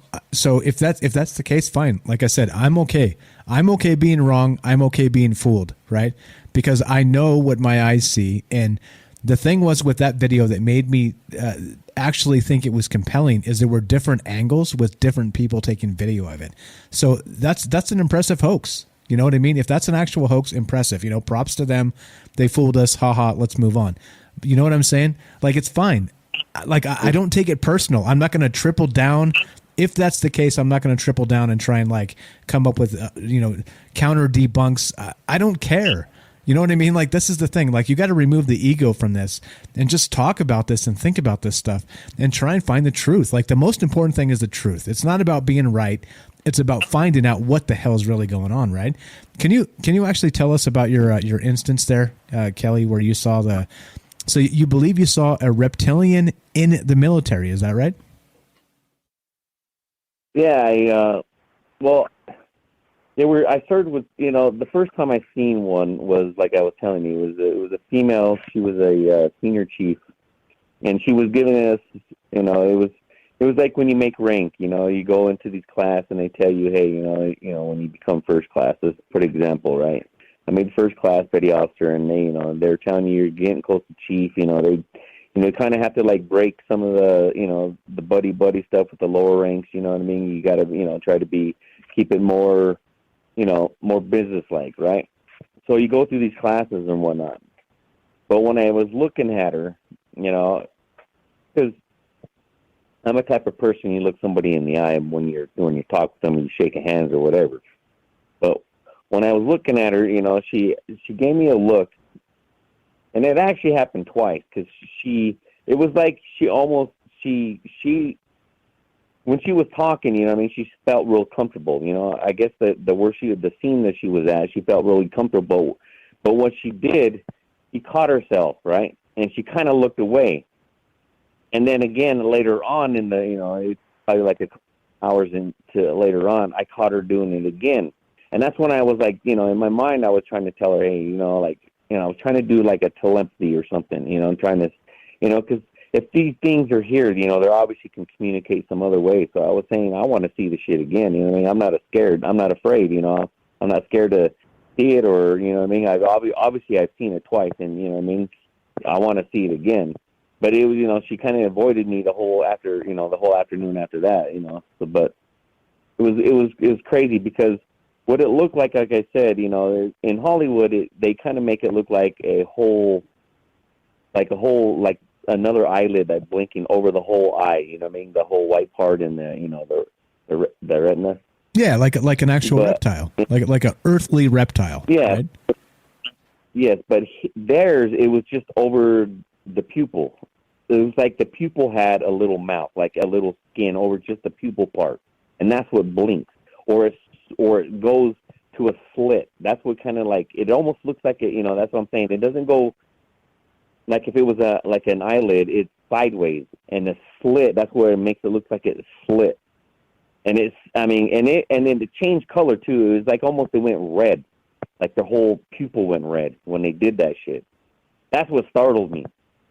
Not that, you know, because at first I thought it was just, you know, like a quick blink or something, you know, just something, you know, you think that you saw something, but you didn't. And that's why I kept, you know, my eye on her. But yeah, it was actual, like a slit.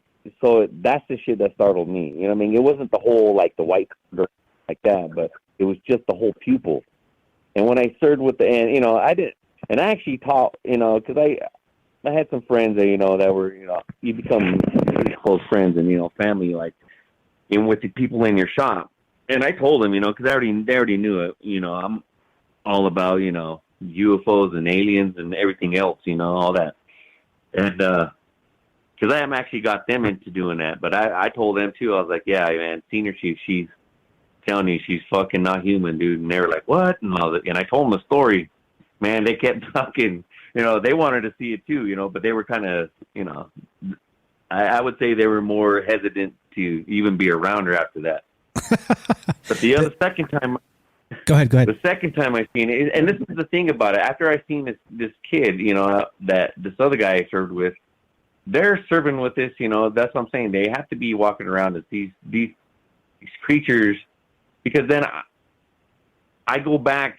Again, that's what I'm saying. Like, that's why I go into ancient writings and shit. And this one comes from, like, Thoth. When Thoth talks about, when the glamour was lifted, he talks about how these things moved in the shadows in Atlantis, where he was from. Originally, Thoth is from Atlantis. He's not from Egypt. He's, he was from the times, I think, what do they call it in Egypt? But it was like he was one of the original gods, and so that's like with Sumerian, and in Sumerian that's Enki's son, which is Negazita. But he talks about when that these things were shadows, and they moved along the shadows, and what they did was they would kill like the leaders of the men, like a tribes or even like a kingdom or something. They would kill the king and take their shape and rule over men. It's a pretty interesting read, but it's crazy because when they said that, it's more like a man would have to learn magic, the black and the white. And he says that you could trap them in their body and then remove the veil is what he calls it, the veil. So he says they're how did he put it? They're like reptilian looking or lizard looking, when the glamour was lifted. And how you do it is, I guess he says they're doing it by sound or vibration. You can freeze them in the flesh, in the human flesh, and you can and that's the thing about it. I wish you could get something like, there's got to be a frequency so you can trap these things inside the flesh, like trap something. And what I was thinking about when my mind was, started doing some sonic sounds with like a lizard, like, those ones that can change into like a chameleon, and how they can change their skin in different colors, or you can start using that with the sound, on that type of creature or something, because it is a lizard, right? So I would use sound to see if I can make them change colors, or what frequency can, it's just like sand. When you put sand on a table and you can different frequency, you can make different patterns, and like, different hertz, different like 500 to 300 to 800 hertz, they all make a different pattern on it. So if you do that with like, say a chameleon, you could get it to change shape, or not shape, but like colors. Maybe you got something. Yeah, no, that makes sense to me, and I think that's the thing, right? Like it's important that eyewitnesses like you come forward and talk about these things, because it's out there, right? It's out there. Matthew says this on YouTube. He says, "Are you sure you weren't just tripping? He wasn't just tripping real hard or something. I don't know if he's talking about you, but something else." He says, "I don't know. I go back and forth on whether I think they're everywhere or they're crazy rare, and only Roswell and a few others are real." Right. And that's the thing, right? Like we're kind of stuck in this like a cultural psychosis. Like, let's trademark that Michael Strange said that, cultural psychosis, where we're kind of in this weird form of unease in what's real and what's not, right? This hyper reality and all this other stuff, and that like we doubt ourselves. Have you ever doubted your what you saw there? Do you ever like wake up in the middle of the night in a cold sweat, Kelly, and be like, maybe I was tripping. Maybe I was dreaming. You know what I mean? No, because I'll tell you this. For that guy that might have thought that, like, if I was tripping or something like that, I would just want to say that I was, at the time I was in the military, so no, I was drug-free. I might have been on a little bit of more coffee that morning, but no, I was drug-free. I don't There was no chance of that. But for me to even doubt that, sometimes at this point in time in my life, no. But like when I give you something about, I used to, I've seen stuff my whole, from what I can remember when I was small. I remember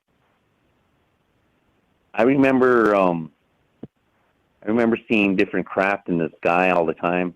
Like, I just thought maybe it was, like a cloud. But now that I think about it, when I was, in my, about 20 years ago, I used to always sit there and think about it. Maybe the shadow people that I always used to see, that, they're not just, playing in my mind, that that they're there. And it's weird because when they first came around, it wasn't like, it was startling, but, it was like something to saying, that telling me that it was all right. You know what I mean? There's nothing to be there's nothing to be even scared of, it was just, I took it almost as is, just as is. It was part of something, and even to now, like when I got married to my wife, Michelle, now, there was, when we lived in San Diego, they must like her because they used to frequently come around a lot. And there was times when I used to be on deployment and then they never come around to, I call them like visitors because sometimes it's shadows, but there was times I'd be laying on my bed. And this is the last time, they visited like this, was that I'd be laying on my bed and I could feel, like you're awake, but you're still like, just laying in bed with your eyes closed. Right. And, at the time where I used to live at, it was about a block away from the beach, and I could hear the crashing of the ocean. So I used to lay there with my eyes closed and just, listen to it. But one afternoon, because it was like on a Sunday, it was probably, on a weekend, I had a weekend off. And I was laying there like that and on my bed, and they came again. It was what it feels like. It's like, I swear to God, man, it feels like these little people. And I could actually, I could hear them whispering or talking amongst themselves. And then I could feel them literally, like something jumped on the bed, like something crawled, because you have dogs, right? You could feel something like jump on the bed, where, they jump on, or a cat, reminds you of something, you could just feel something jump on the bed. That's what I felt like. And the first time, I was like, they hadn't been around for a while, so I kind of just jumped up real fast, just to see if I could see something, and fast too, and there was, there was nothing there.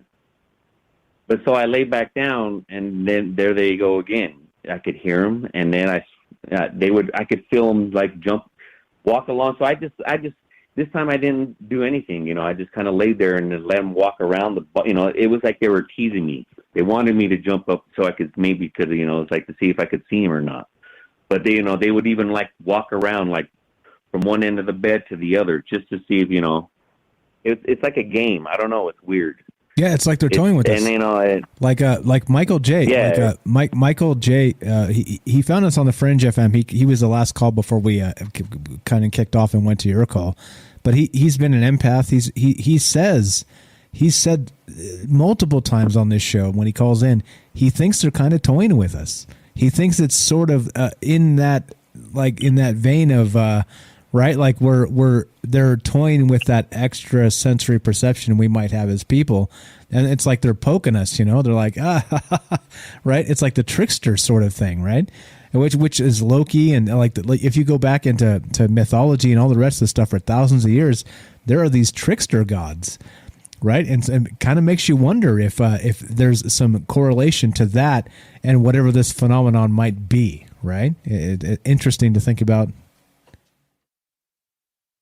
Yeah. I mean, yeah, like you're saying, there is a lot of people. Like one of the ones that was like in, I think, believe in Muslim religion.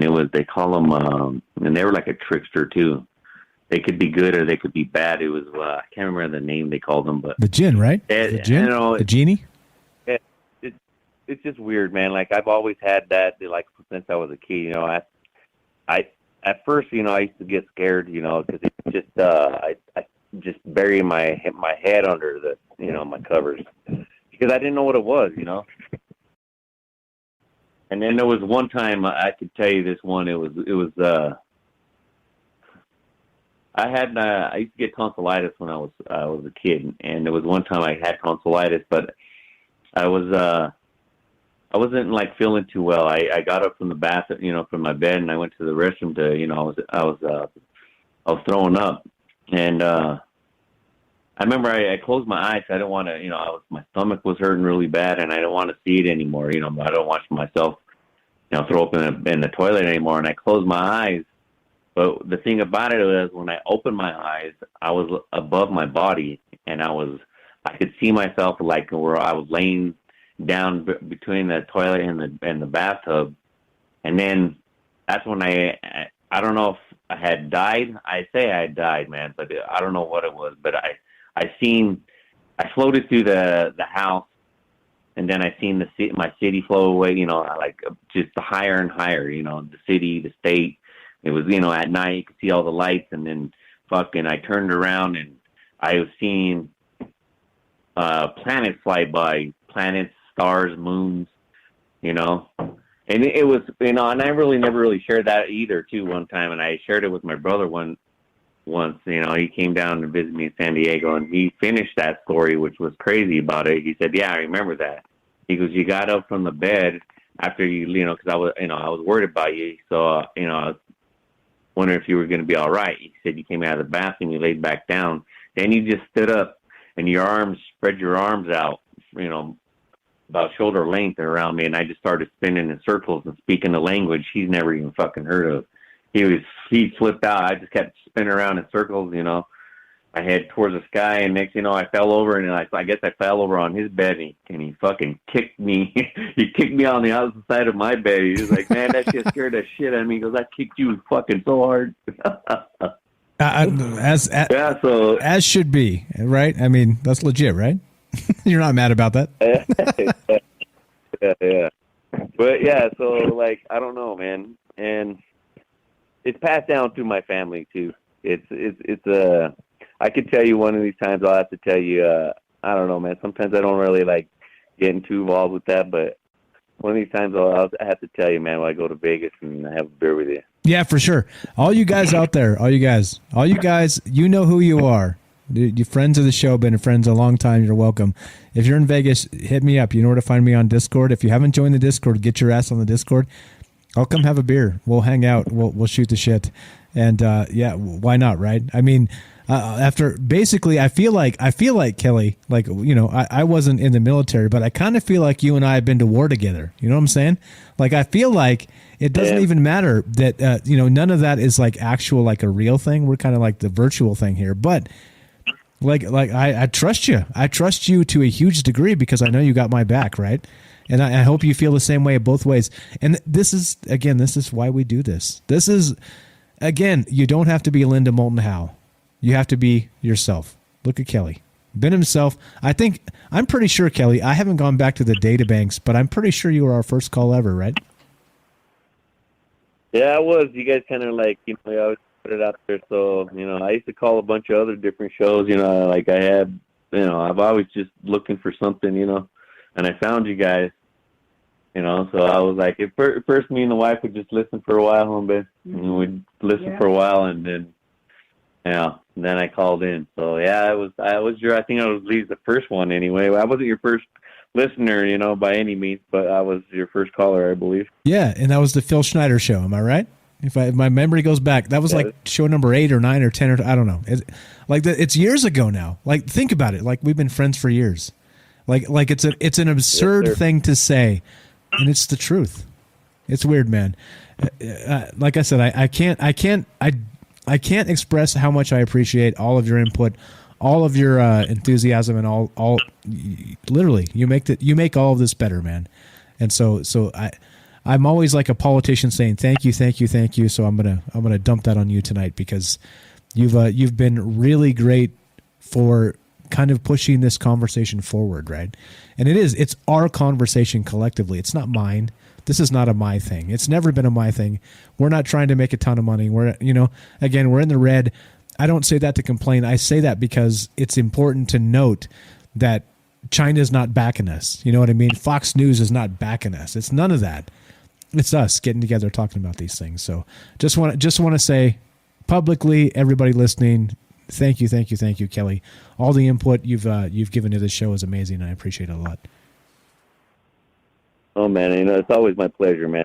And I want to thank you for actually doing the dedication that you have, and not only just doing it once, because there's some people that just do it like maybe once or maybe even twice, but you're on it, man. And people are here, that's why they're here, and they're all collectively, we're all gathering to, find, it's not just for me. It's like I always look in, in all kinds of different directions, and for me, this is why people just don't gather for no reason. They're drawn into these places. We're all looking for an explanation. We don't.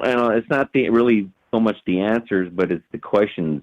It's it's the need of being wanted, and also that you're not alone, and that people all and you have to just sometimes you have to step up and you have to say it. I mean, you gotta and it feels a lot better when you do say something. I mean. You believe me, when you get some of this stuff off your chest, some people don't even have to even know you. You don't, people don't know what I look like, or unless you're following me or something. But to just to say that collectively, yes, what I mean. And I thank you too, Mike. You've hung in there for years, man, and just keep going. You guys, you're going in the right direction, man, and believe me, we'll all be here with you. We're all that's why I call you guys family. Agreed, 100%. And thank you for that. Thank you for reciprocating the appreciation. It does mean a lot to me. We got to keep on moving here. Final thoughts tonight for everybody, and what's going on. I got a couple things to get to, and then we'll finish this sucker up. But what's if you got something to say to everybody out there listening, what is it?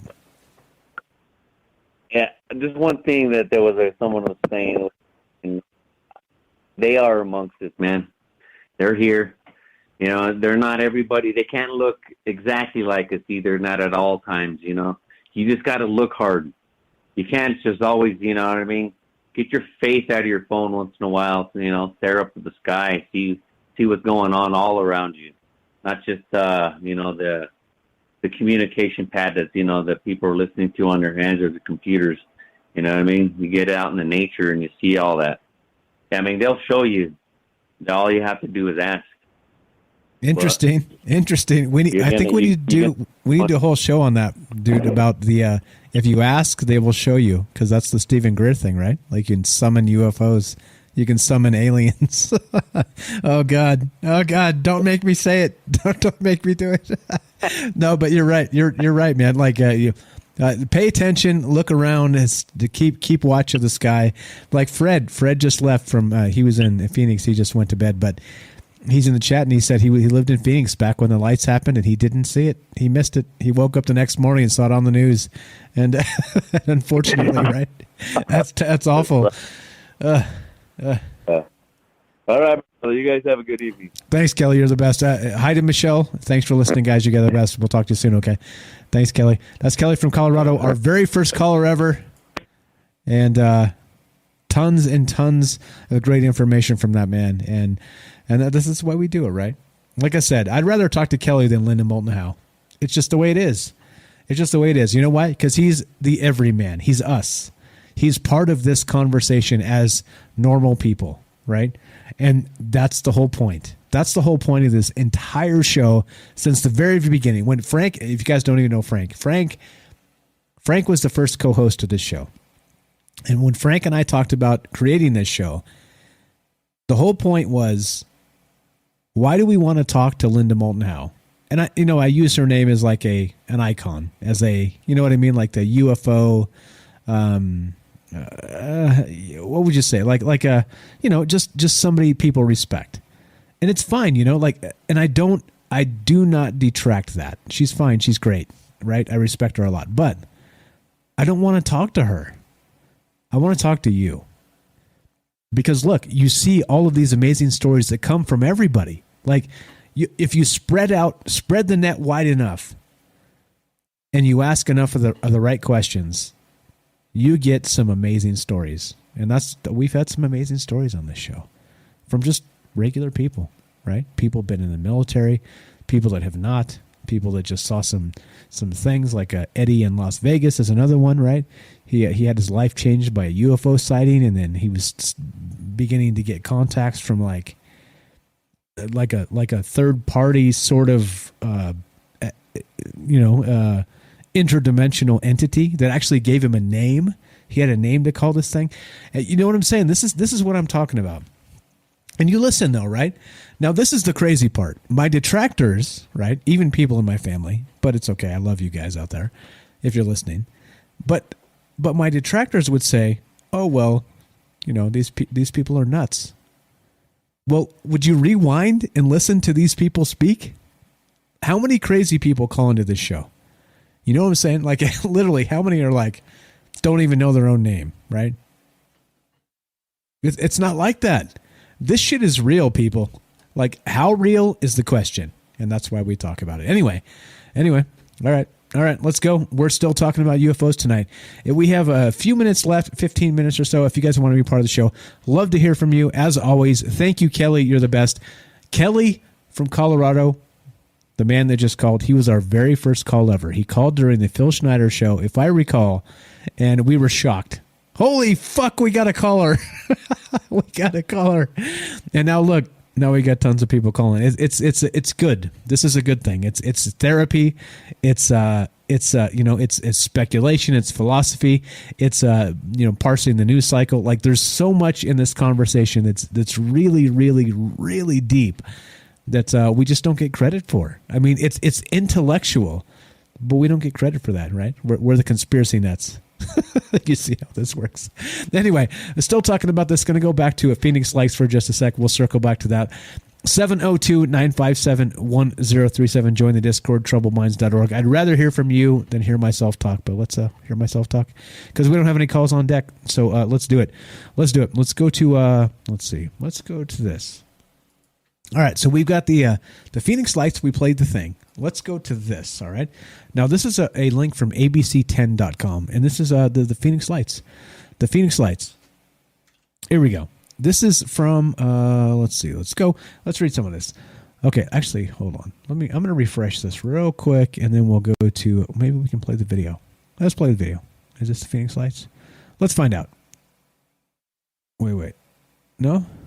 Oh, I think I muted the tab because okay, some of these stupid invasive ass websites absolutely just autoplay like crazy. And so like during the whole show I have all these tabs up and then they're like just autoplaying. Okay, anyway. I'm going to unmute the tab now. Here we go. Let's see what they have to say. Well, only on 12 News, the Phoenix Lights. Tomorrow night marks 24 years since a strange and stunning sight. Unidentified lights flying over the valley in a uniform pattern. Thousands of you saw them, and they've been fascinating us ever since. After the 1997 case, there have been dozens of other UFO sightings here and all across the Southwest. As Team 12's William Pitts shows us, we've seen big bombshell revelations and admissions over the past 18 months or so that some think may eventually lead to answers about the Phoenix Lights. Bright lights in a V shape, maybe a massive ship miles wide, right over Phoenix. Hundreds, maybe thousands of people saw them on March 13th, 1997. Look at that. There's another one. They're lined up in a pattern. 24 years later, I got 4 of them. We still don't know what the Phoenix Lights were. Major sighting here. But now a lot more people are taking them and other unidentified flying objects more seriously. Dr. Lynn Kitai watched the Phoenix Lights arrive. She's one of the few people with photographs of them. And for years, she stayed quiet, afraid of being branded crazy. Now that the military and the government have actually come forward to say, yes, we are studying them. The Pentagon has been studying them. In the last year and a half, there have been some massive bombshells in the UFO community. For starters, the U.S. government says they're real, and they were researching them. There's a whole fleet of them. Look on the SA. Like these videos from the U.S. Navy. After they were leaked, the U.S. military confirmed they were real. Hey, got it! This is not a joke. This is real. Something, even though I don't know what they are, I just want to know who they are, who's driving these things. For years, there was this stigma. These were the people with crazy beliefs. These were conspiracy theorists. Now, it seems that these are the people, they were the people who were right. Nick Pope led the British government's version of the X-Files. He investigated UFO sightings for the Ministry of Defense in the early 90s.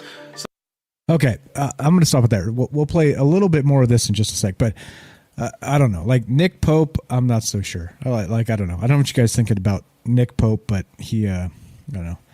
He rubs me the wrong way. He's like the career UFO guy, right? And so, not that that's a bad thing, but that, you know what I mean? It's like, I don't know. I just hate, I hate detracting people in general, you know, unless they're politicians, because politicians are just a bunch of assholes, liars, and, you know, thieves. But you know what I mean? So I don't know, like Nick Pope in particular to me is, I don't know. I'm going to stop. I'm going to stop there. You get what I'm trying to say. I don't know. I don't know that I trust the things he says. It seems like he's, you know, spun his career of whatever he was doing in the UK government into this UFO thing. You know, like good on him. Fine, he's making a living, whatever. Fine. I don't care about that. It's weird though that damn near every UFO show I turn on has Nick Pope on it. I'm like, really, this dude again? It's like this. It's like he's like the easiest get or something. Anyway, so that's kind of my point about Nick Pope. I like I said, I don't know how legit he is. There's been some detractors that said he was like a clerk that just, you know, didn't really work. So basically, you would say he's like the UK version of Lou Elizondo, right? That supposedly worked inside the government for the UFO community or the UFO task force or whatever they called it there, right? Anyway, I don't care. Like, I think the thing is this, and this is what I'm saying, like we talked about last night, kind of in the end when I, you know, was rambling, is that when you get the same dozen people, right? You get the same takes from the same dozen people. It seems very narrative driven, you see? And so those things kind of irritate me quite a lot because we have the same message coming from the same tiny group of people that supposedly are in contact with the same insiders. You see? It's like, but what about us? You know, like, I don't know anybody notable. I don't have any inside information. You know what I mean? We have us. We have this group. We have us together. Like, to me, that's more powerful than any of that. Any lying bullshit insider that's like, oh, I know this dude and it's got the inside thing, and, you know, I got some intelligence contacts and some shit like this. Oh, really? But you can't tell me any of their names. You can't tell me any of the actual information. You can only hint at some bullshit. You know what I mean? Like, come on. Anyway, so not to shit on Nick Pope too much, but I just kind of shit on him. But you know what I'm saying? It's like, really? Are we really in this situation where we have this entire news cycle that's washed out in people that have anonymous sources? Okay, they have anonymous insider sources, and the crap we're talking about is all over the place. It's not cool, right? To me, it's not cool. It's irritating, and I'm not going to lie to you. Every time I turn on a UFO show and Nick Pope's on, I roll my eyes. I'm like, fuck again? Why? Like, can we get somebody else, for crying out loud? You know what I'm saying?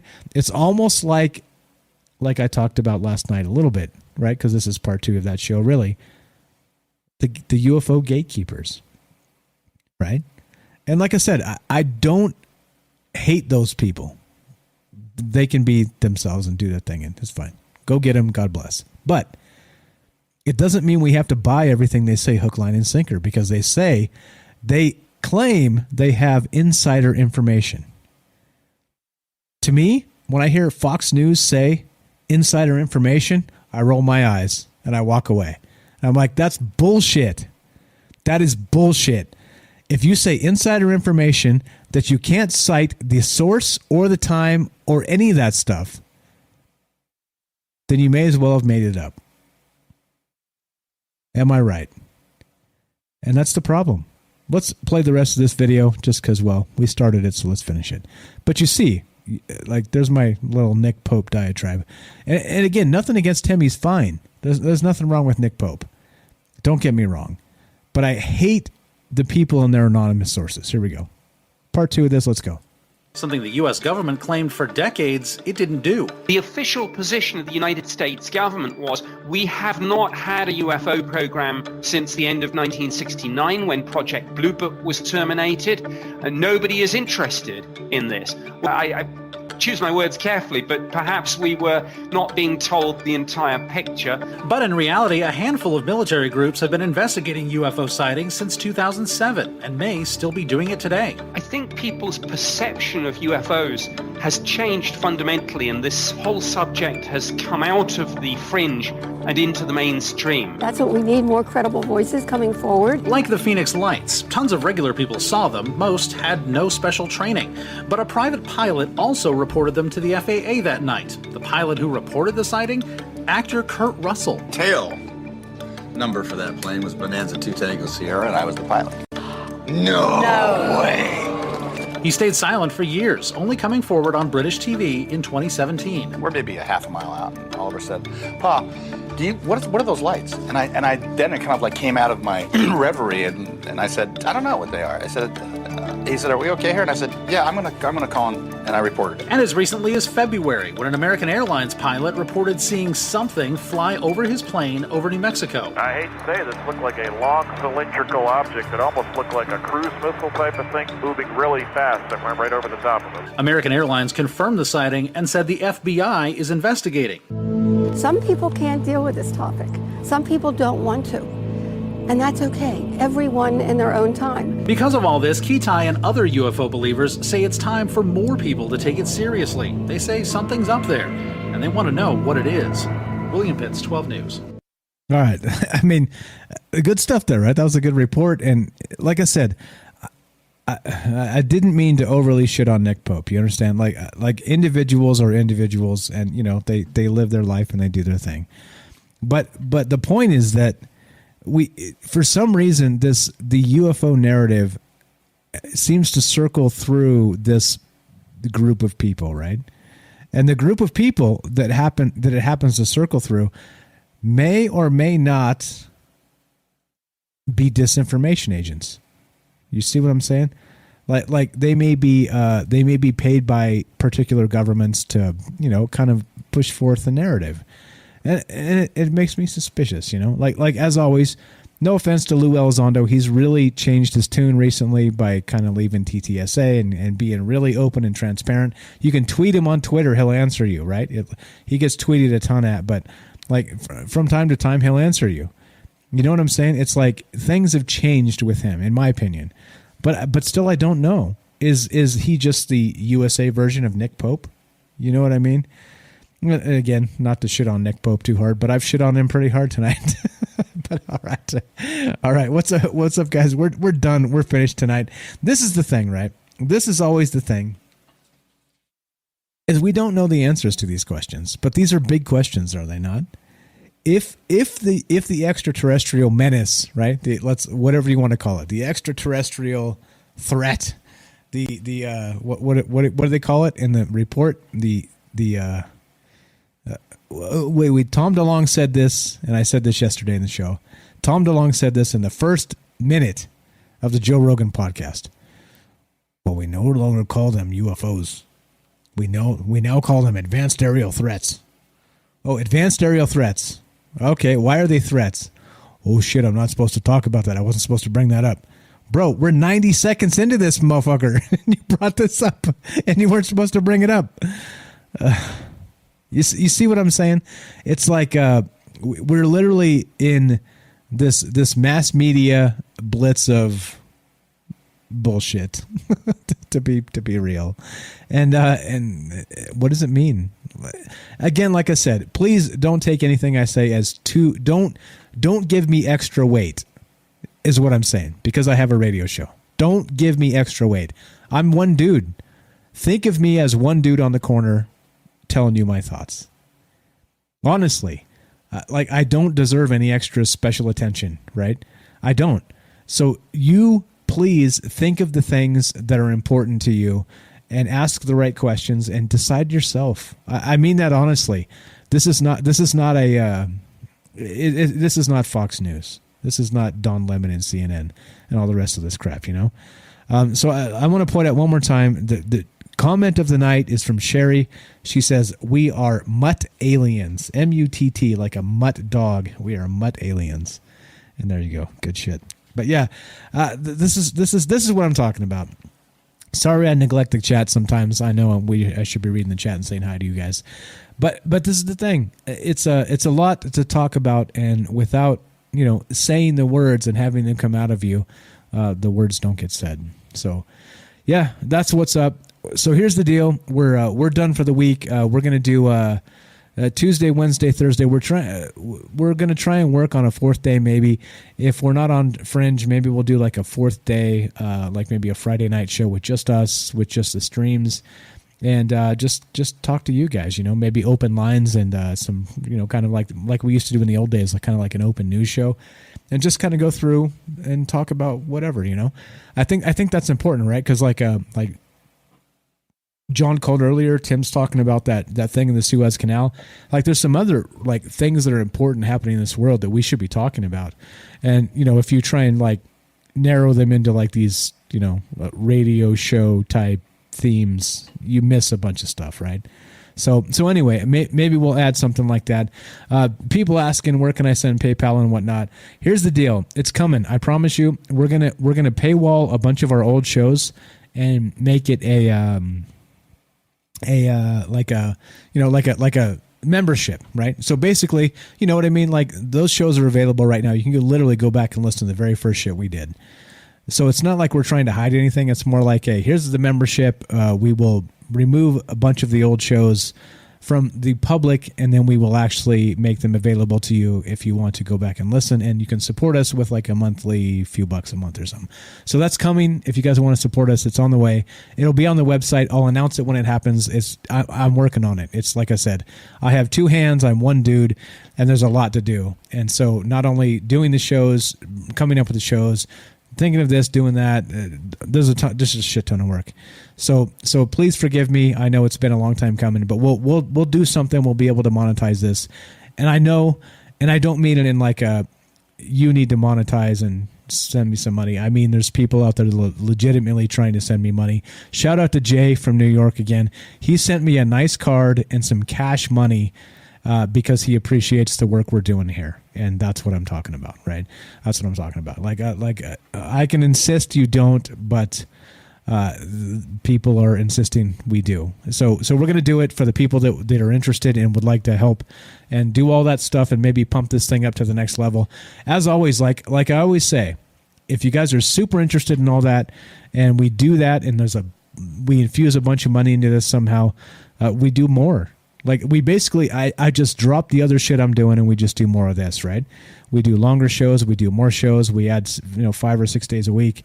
You know I'm not scared of working. It's the thing. I'm not scared of this. I'm not scared of the conversation. I think it's important, and that's why we do it. So anyway, as we finish, thank you again, guys, for hanging out with us. Thank you for being part of this. Thank you for all the calls, all of the love in the chat, all of the spreading the word. Please spread the word. It's important. It lets us know. And again, look. Tim says right now, CIA psychological warfare specialists, right? That right there is a show all by its damn self. You see what I'm saying? Like one little sentence, not even a sentence, half a sentence, is literally a lot of things to talk about. And those are the things we need to be talking about. And I critically believe these things are important because... Well, only on 12 Wake News, up. the Phoenix Oh, Lights. shit, see? Tomorrow night. Remember I talked about that dirty... Since a strange and stunning I had to sight. need some tabs? Unidentified lights flying Shut over up. the valley in a uniform Holy pattern. shit. Are you kidding me? Thousands of you saw them, and they've been fascinating us ever since. After the 1997 I can't even find case, it. there There have it been is. dozens of other... So I have to go through and make sure this shit doesn't happen before the show, right? Because imagine if like 7 of those happened at the same time. Shit.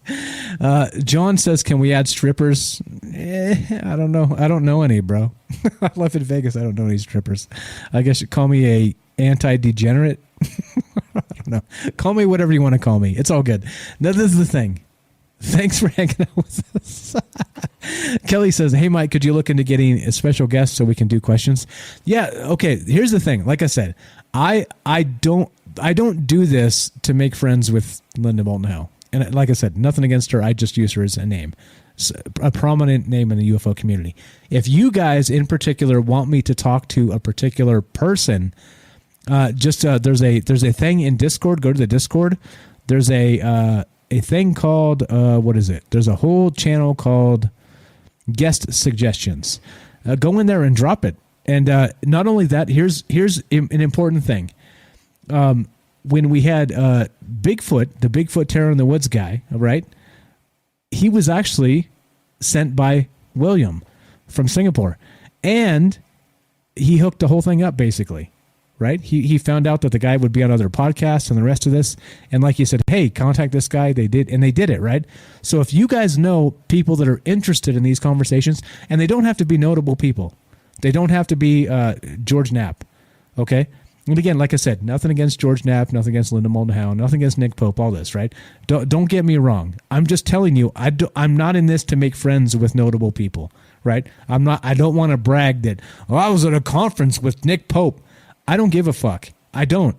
Like I'm not like this celebrity type of some people are like with stars in their eyes with celebrities. I don't care. They're just another person, right? Exactly. Tam says we are the special guests, Kel. Exactly right. And that's what I'm talking about, right? That's really what this is about. So anyway, if you guys have actual people you want me to get on the show, and not only that, people that will respond. That's the important thing. Drop it in the Discord. Join the Discord, troubleminds.org. Click the Discord link. There's a thing in there called Guest Suggestions. So drop it in there. I will reach out to these people. Not because, again, because we have a lack of things to say. We have tons of things to say just by ourselves. But if you guys want to hear from a particular person, I did reach out recently to Tyler from Secure Team. I tweeted to him. You guys can go check it out on Twitter. He said when he feels a little bit better, he'll consider being on the radio show. Tyler from Secure Team. Okay? And I think half the shit he puts up or more is fake.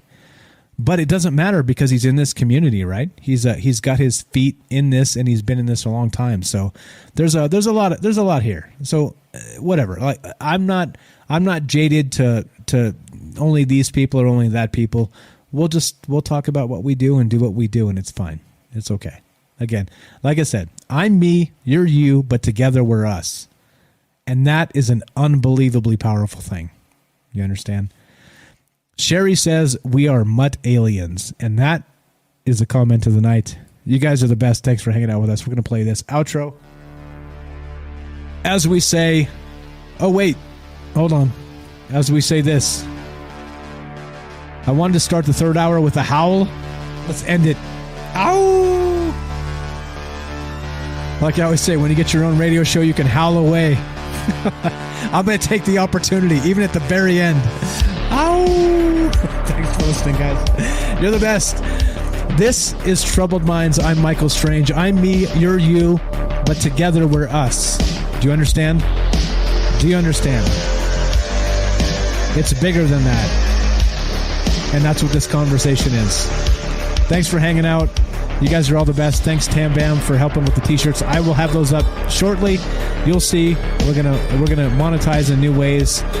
Still looking into it. Like I said, there's only one of me. I got 2 elbows and 2 hands and 2 wrists and all this shit. I can only do so much. Thanks, guys. Tasha. Yes. All right. Thanks, guys. Yeah, great calls tonight. As always, thanks for listening. Thanks for hanging out. You guys are the best. We will see you on Tuesday. Tuesday, Wednesday, Thursday. We'll try and add a 4th show. Maybe Friday. I think that probably makes a little more sense. And stay tuned. That's coming. We're doing our thing. And like I said, together, we're us. Yeah. What the fox say? Oh, you guys are hilarious. All right, one more time. Ow! All right, we're out of here. This is Troubled Minds. I'm Mike. You're you. Together, we're us. Thanks for listening. Have a great weekend, guys. I'm going to be training my puppy and doing all these other things. The puppy's getting better. She's already like 85% better than she was. She sits, she fetches, she stays, she comes when you call her, she doesn't shit in the house. If anybody has ever had a puppy, you understand what I'm talking about.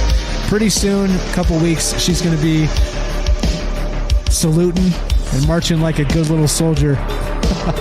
Thanks, guys. You're the best. We'll talk to you soon. Have a great weekend. Jeez. Larry. What's up, Larry? Thanks, Mike. Good night, minds. We'll see you next week. Have a great weekend. Be safe. Let's do the thing.